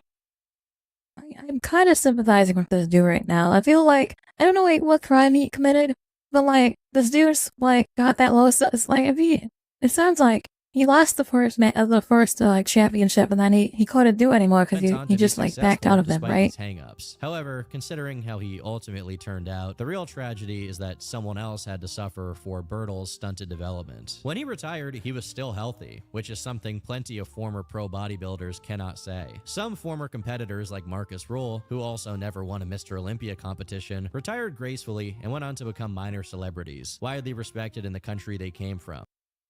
Disgusting. This is disgusting. I'm gonna be real. That's gross. This was Bertle's plan initially, as he moved back to the small Caribbean nation he hailed from, St. Kitts and Nevis, which has a pretty small population of less than 50,000 inhabitants. Usually, when successful people like Bertle decide to move to places as small as that, it's to live out a more quiet life away from the spotlight. Unfortunately, this is not what happened after he retired. Instead, now 44-year-old Bertle Fox began a relationship with Laoka Brown, a model who was 20 years younger than him. Over these 2 years, according to people who knew them both, there was some degree of physical violence coming from Bertle, but they didn't see it as anything extreme to the point of getting the police involved. In 1997, however, that would change for the worse, as Laoka decided to break it off with him right before he left for a show in London. Still very much living the bodybuilder lifestyle, Bertle was on steroids, and didn't take well to this, calling her multiple.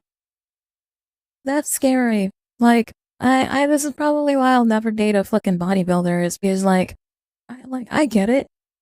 Like, the muscle mommy or the muscle daddy kind of fucking bod and shit, but like, this is the scary part of it. You break off or something, he just punches you once, your head's going to fly off, you know? London to try to win her back, to no avail. When he finally returned in September of 1997, she already had a new boyfriend, which sent him into a frenzy of anger and jealousy. Now, this is when Bertle's story diverges from that of pretty much every other person who witnessed this go down, including his best friend, Edmund Tross, who had every reason to be partial to Bertle over Laoka. According to Bertle, when he arrived at the place Laoka was at, her mother, Violet, started taunting him with a gun he had left with Laoka. A scuffle then took place as Violet attempted to push Bertle outside, causing him to accidentally discharge the weapon at Laoka and then at Violet. But Laoka's body was found outside with a gunshot wound in her back. But even if that hadn't been the case, this story is exactly as silly as it sounds, and no one in court bought it. But there's another. It sounds kind of silly. It sounds like he actually took the gun, tried to kill her, tried to kill the mom, killed the girl. Much more corroborated sequence of events. According to Edmund, Bertle arrived with the firearm already.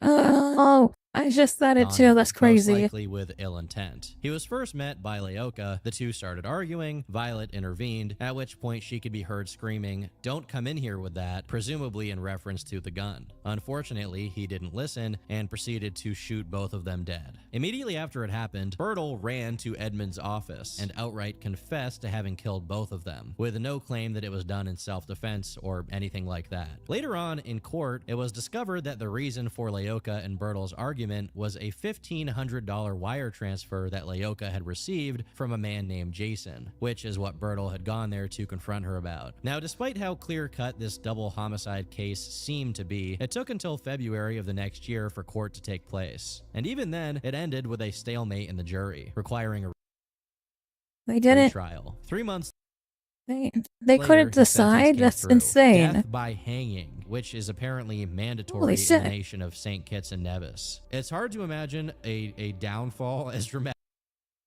Holy fuck. This guy got hung.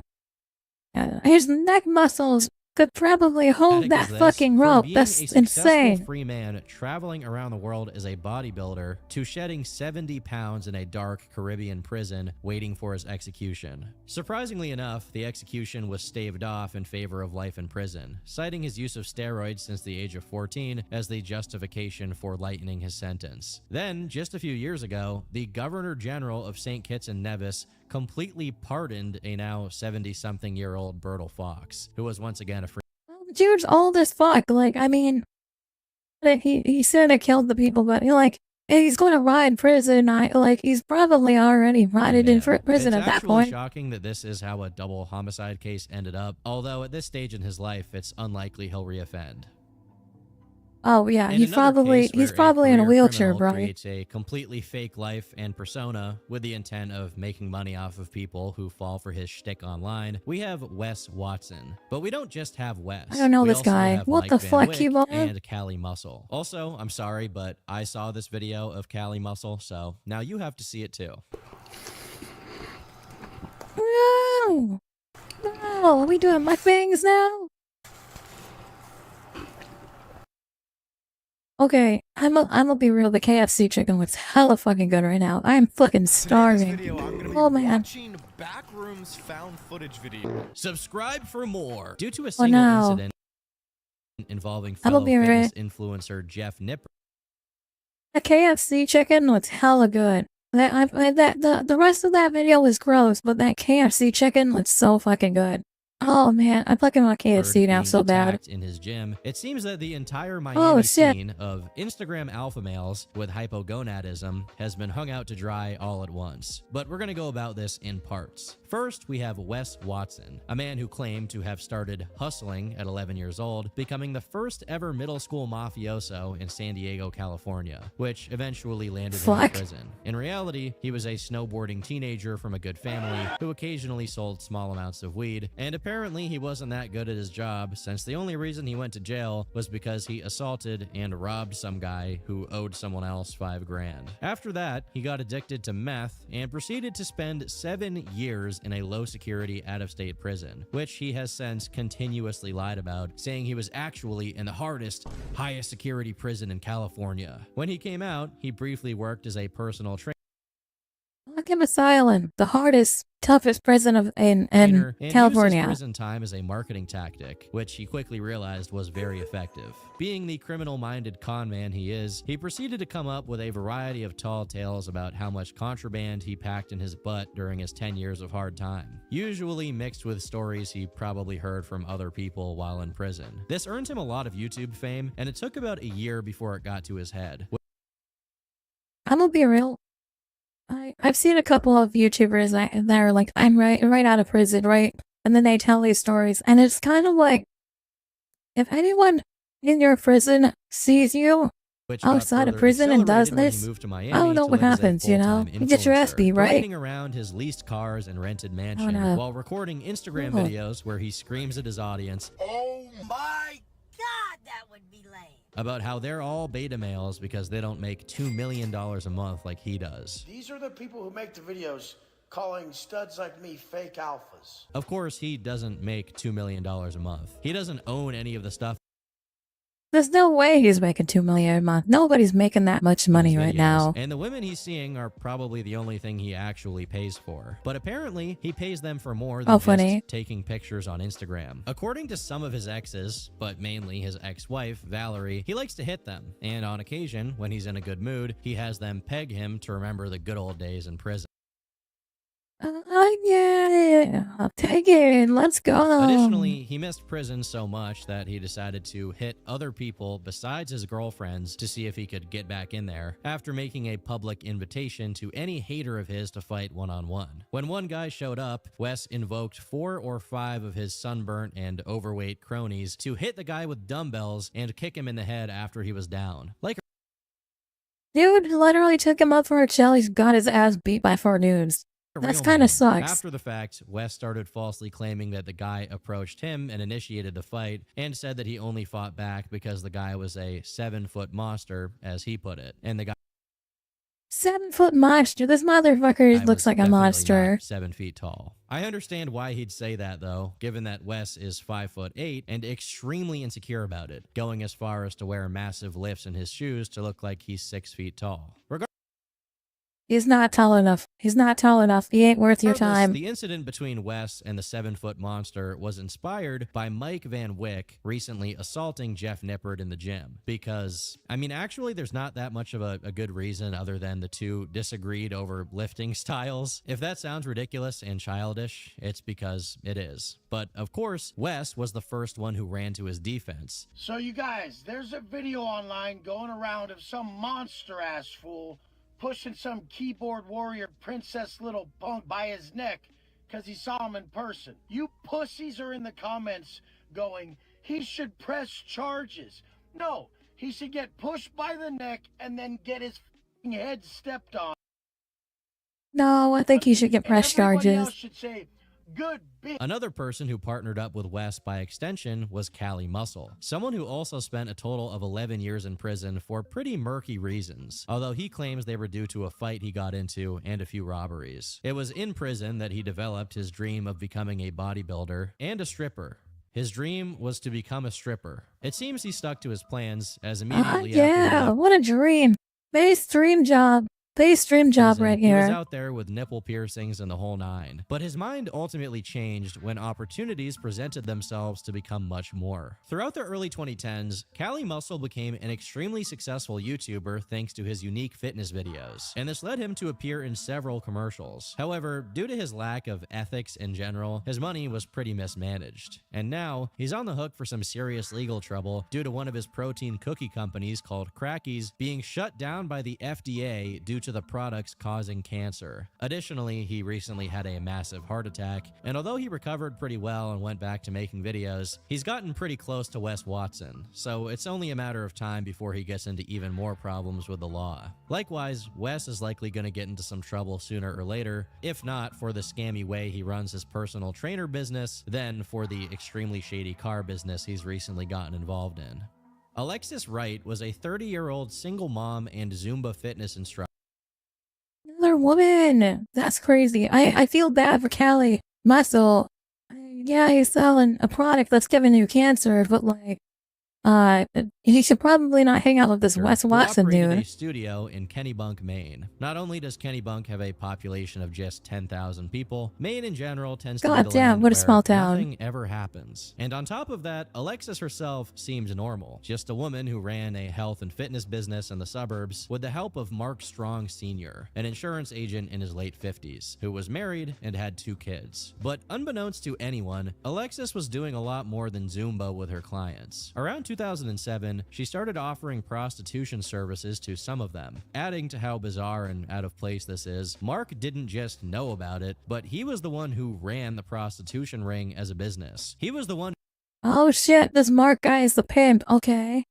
And they're running their hooker scheme inside of the gym. Money, booked the clients, and kept the whole thing working. Over the course of the half a decade or so, during which this business operated with no intervention from law enforcement, Alexis and Mark managed to get some pretty high-profile clients, at least high-profile for Kennebunk. A firefighter, a lawyer, a minister, a high school hockey coach, and even a former mayor were not only on the client list, but also on tape, receiving and paying for Alexis's services. These recordings were part of Mark's system, who, 100 miles away in his office, kept footage of everything that went down, which most likely was for the purpose of blackmail. In just a year and a half, their operation made $150,000, which, when evenly split halfway between Mark and Alexis, was still a sizable chunk of change for each. But obviously this operation was not legal, and it was only a matter of time before the law caught wind of it. The total number of clients is estimated to be around 150, which is actually a smaller number than I expected. Based on the retelling of one of the events, Alexis's rate was $250. So for 18 months, like I mentioned, she was doing her work for a total of 600 hours. But that pans out to be around 8 hours of doing the deed per week. In text message exchanges she had with Mark, she says she won't perform until Mark is watching to ensure her safety. And then she immediately goes on to say that she saw 3 men on Thursday and 5 men on Friday. 5 men in a single day is pulling Diddy numbers, and it's worth noting that one of these men was named as a client on both days. How good was the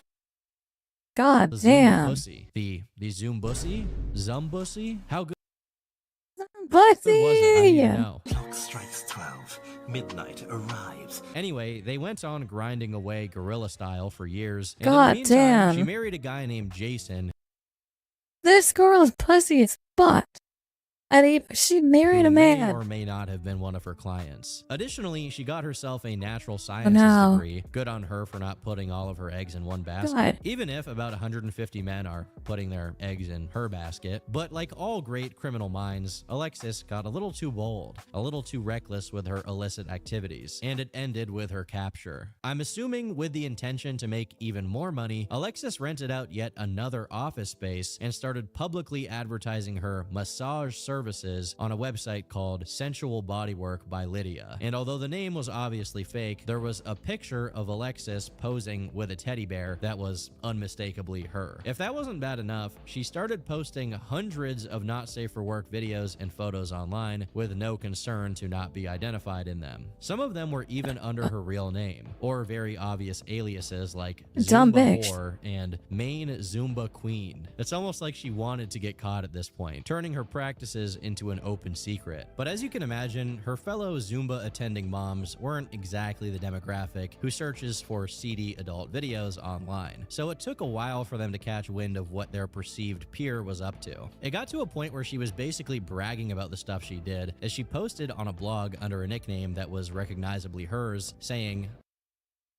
So yeah, went with on a website using her real life name and said, I live in a small town in Maine and have a dance studio where I prostitute myself. Maine and have my own dance studio. Many in my community do not realize that I am an exhibitionist. I have had intercourse with many of the married men locally, and it is satisfying to know I am providing them with what they are not getting at home. If only the women knew. On her Facebook page, although the majority of the posts were exclusively related to her normal life, there was the occasional link that led you directly to her shadier online presence. One of the non-client attendees who was considering asking Alexis out wrote a comment, which read, "She was clearly putting it out there that she might be interested in getting to know me better. When I went home that night, I did a simple web search of her and was astounded by what I saw and the seemingly endless collection of crazy stuff she was into. Threesomes with out-of-shape, middle-aged bisexual dudes." How she managed to keep this a secret from It's crazy. And like the entire town didn't know? for years is genuinely beyond me, because her OPSEC was non-existent. But in 2011, things started coming to a head. Her landlord had received some complaints from Alexis's neighboring tenants about hearing a lot of moaning and groaning throughout the day. And so the landlord decided to do what many others had already done: look her name up. I'm not going to go over what he found in detail, but in the video he saw, he noticed that the footage had been recorded on his property, which must have been uncomfortable to say the least.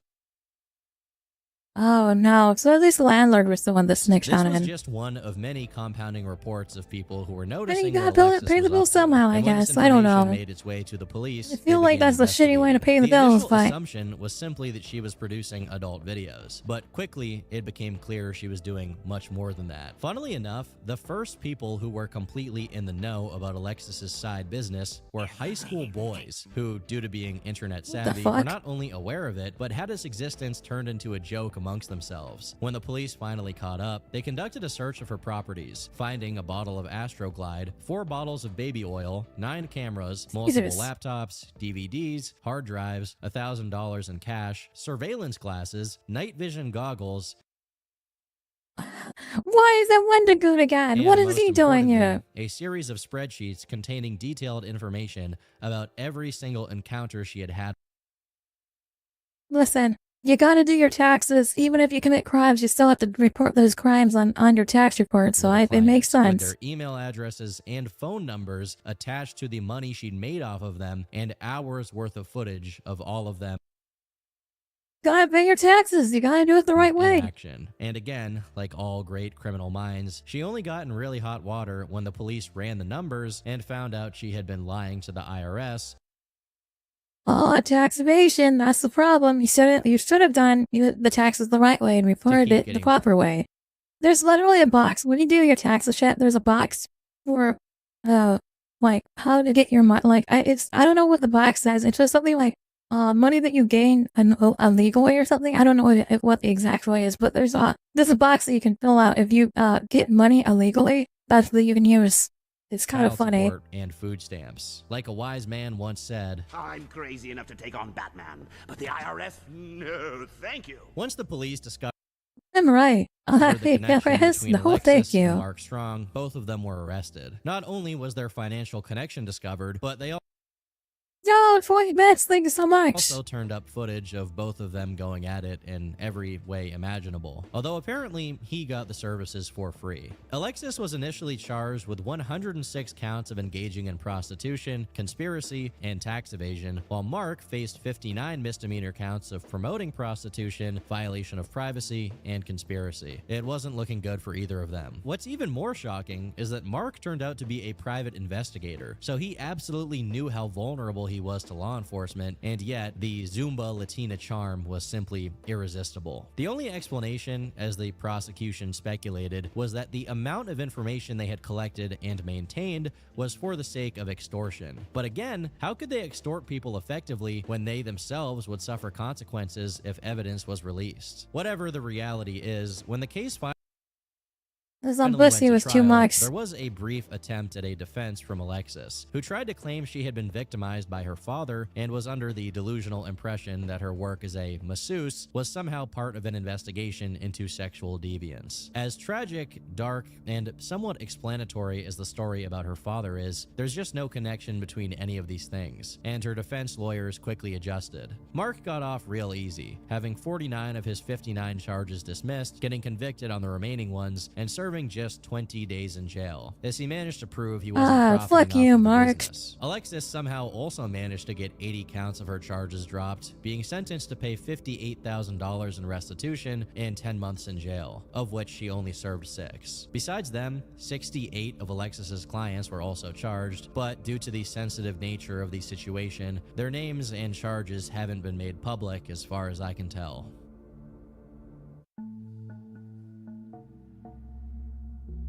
All right, we got like Craig maybe Titus 2 more of was these. a highly accomplished bodybuilder who placed as high as 11th in the Mr. Olympia, while Kelly Ryan won the Miss Fitness America title and the Fitness Olympia competition, becoming one of the most decorated female fitness athletes of her era. For a while, they were very unique in that both of them were bodybuilders, which made them something of a high-profile couple in the bodybuilding world. He's got the head on the body. Yeah, this is what I was saying earlier about how it's fucking weird looking. Like, look at the tiny head on the big body, you know? It is very odd. Lifestyle, both Craig and Kelly struggled with substance abuse issues, not only involving the obvious steroid use, but also the use of prescription painkillers, coke, and meth. Additionally, their relationship was pretty volatile and only got more crazy as their financial lives tightened when sponsorships became less frequent, with the final trigger to their crime being them hiring Melissa James, another aspiring bodybuilder, as a personal assistant in the early 2000s. Melissa moved in with them to help them run their retail store, which was as bad of an idea as you can possibly imagine, since Melissa also had addictions, money problems, and other issues that led to her having friction with the couple. Negative attracts a negative at this point. For Craig and Kelly to start suspecting that Melissa had been secretly taking money and pills from them, which escalated until December of 2005 when they decided to go their separate ways, and Melissa was briefly staying at a motel until she could catch a flight home. Unfortunately, she never managed to catch that flight, as on December 14th, Oh, the she's cops probably were dead. called to a Oh, burning no. car right outside of Las Vegas, with Melissa's charred body in the trunk. Her head had been wrapped in duct tape, and she had ligature marks on her neck. Now, there was some speculation that this might have been related to Melissa's boyfriend, as it's often the case that murders are committed by significant others. However, all of the mystery went right out the window when the car that Melissa's body was found in, a red 2003 Jaguar, was traced right back to Kelly Ryan. When the police arrived and began interrogating the couple, they immediately noticed that the way Kelly and Craig behaved indicated that Craig had instructed her on how to act, which became even more clear once the police separated them. During these one-on-one conversations, for whatever reason, Craig randomly confessed to the cops that he had had an affair with Melissa and that his wife had no idea about it. But besides this revelation, their story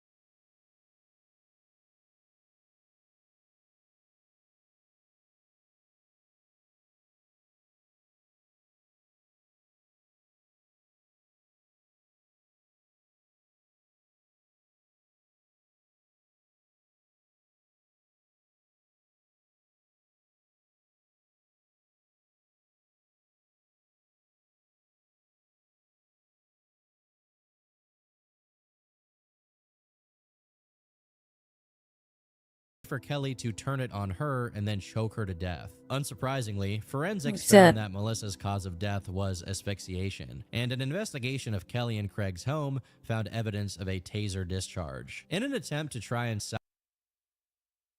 so for taser discharge, tasers have this little, like, they have confetti in them. When you fire a taser, it blasts this little confetti stuff that has numbers on the taser on it. So, like, when they, like, the little pieces of paper, the confetti pieces, that's how you can track where, the discharge, and, they can track the gun, the exact actual gun for it too, which is pretty cool. Murder. The couple first poured morphine down Melissa's throat to try and make her death seem like an overdose. Obviously that didn't work, and so they then moved on to try and destroy all of the evidence. It didn't take long for Craig and Kelly to be found in Boston, be extradited back to Vegas, and properly processed. Within half a year of the body's discovery, Craig pled guilty to second-degree murder and was sentenced to up to 55 years in prison, while Kelly pled guilty to arson and battery with a deadly weapon, getting 2 consecutive terms that could add up to 13 years in prison. As of 2017, she was released on parole, which is pretty surprising considering the gravity of her crime. Even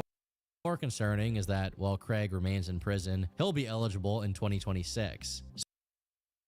Oh shit, he'll be eligible next year. Both of these criminals will be free again. That's crazy. Like many of the other people on this list, and it seems like it's a pattern with criminals in general, Australian bodybuilder Mark Rodney Jones is a repeat offender who, by an unfortunate turn of fate, was freed for his first crime despite it being heinous and unspeakable in nature. All the way back in 1997, when Mark was in his early 20s, he brought a 17-year-old girl with him to a secluded area after they had danced at a party. When the girl expressed that she didn't want to take it further, Mark did not accept it and proceeded to strangle her almost to the point of death while assaulting her viciously. Although I'm going to refrain from going into any further detail due to how gruesome the situation was. When it ended, he said, "I'm sorry, I can't believe I just did that," as if that improved the situation at all. The very That clarity hit him real hard, and he made a terrible mistake. He was interviewed by the police Time for prison. And a few months later, in early 1998, Kill he was set time. to show up in court, but instead, he attempted to flee justice. Fortunately, he was found, what a dumb extradited, motherfucker. and properly processed, pleading guilty to his charges and reiterating his apology, adding No that he sound, turn your himself was volume a up. victim of a similar kind of violence. Now, on one hand, there is something to be said about the cycle of abuse that happens with people like this. It is, in fact, common that people who are victimized, especially in their youth, will go on to victimize others when they are an adult, but that obviously doesn't excuse their actions. Someone with that level of lack of impulse control is exactly the kind of person that should be locked away, separated from society for good. It's especially concerning since just a few years prior, in 1995, an almost We got identical 4 more minutes of this, situation by the took way, place. chat. And although he was found guilty, his conviction was thrown out due to issues with the jury, resulting in him serving No only sound? 13 months of Hello? jail Can you time. hear me? Sadly, You we can't don't hear live in me. the There's kind no of world sound? that appropriately handles those situations. And It's- not only I'm did seeing Mark sound manage on to get my away with end it in here. 1995, but his What the 1998 fuck? conviction only earned him a sentence of 5 years in jail. To make things even more absurd, while still in jail for a conviction of a crime that egregious, some woman actually decided to marry him while he was locked up. Keep in mind, we haven't even gotten to the crime Mark committed while being an active bodybuilder. The sheer sequence of events here is just unbelievable. This guy, after having been found guilty of 2 of these crimes, at least the ones that we know of, thought it was a good idea to make a career out of blasting steroids. But it appears that despite having made appearances in some bodybuilding contests and apparently being convicted of smuggling steroids in 2014, his bodybuilding legacy never really went anywhere. And as far as we know, during the few decades after his release, he didn't actually reoffend. However, in 2017, this would change, although he wouldn't simply go back to committing the same crime. Mark had something very different in mind. When someone had stolen his car, he became extremely Well, on the desperate. bright side, reason being y'all that are he going was to be able just to about watch to it on the sell YouTube. And as a result, he was Speaking of the offering a YouTube, if you are $5,000 watching, reward make to sure to anyone who got it subscribe. back. But no one Subscribe to took him Turkey up on it. Tom. Eventually, for reasons I can't quite understand, he I'm going to continue writing this, but I'm going to turn the volume down. You guys can check out the full video on Turkey Tom's channel. Thanks for watching, guys. Make sure if you haven't already subscribed to the channel, check out my other social medias and jump to the Discord. That's discord.gg/holyfridge. All my socials are down in the description. And thank you so much for watching. Leave a like. I do read the comments, and I do try to respond to every comment, so leave your comments down below as well. I know this is it's a lot more of a reaction video, but since it's not working here, I'm gonna cut it off early here. So we got sickeningly premeditated. Mark was sending his friends texts about how Bradley was gonna pay when he got. I think I want to call it here though. I know we did get to finish it here, but TLDR, he probably killed his friend. But I think I'm gonna call it here since the stream can't hear me. So thanks for watching. Alright, hello, can you hear me now? I turned off the recording device. I don't know if that still works. No, that didn't work. Okay. Check 1 2 1 2. Nope, nothing. Okay. There's no sound at all.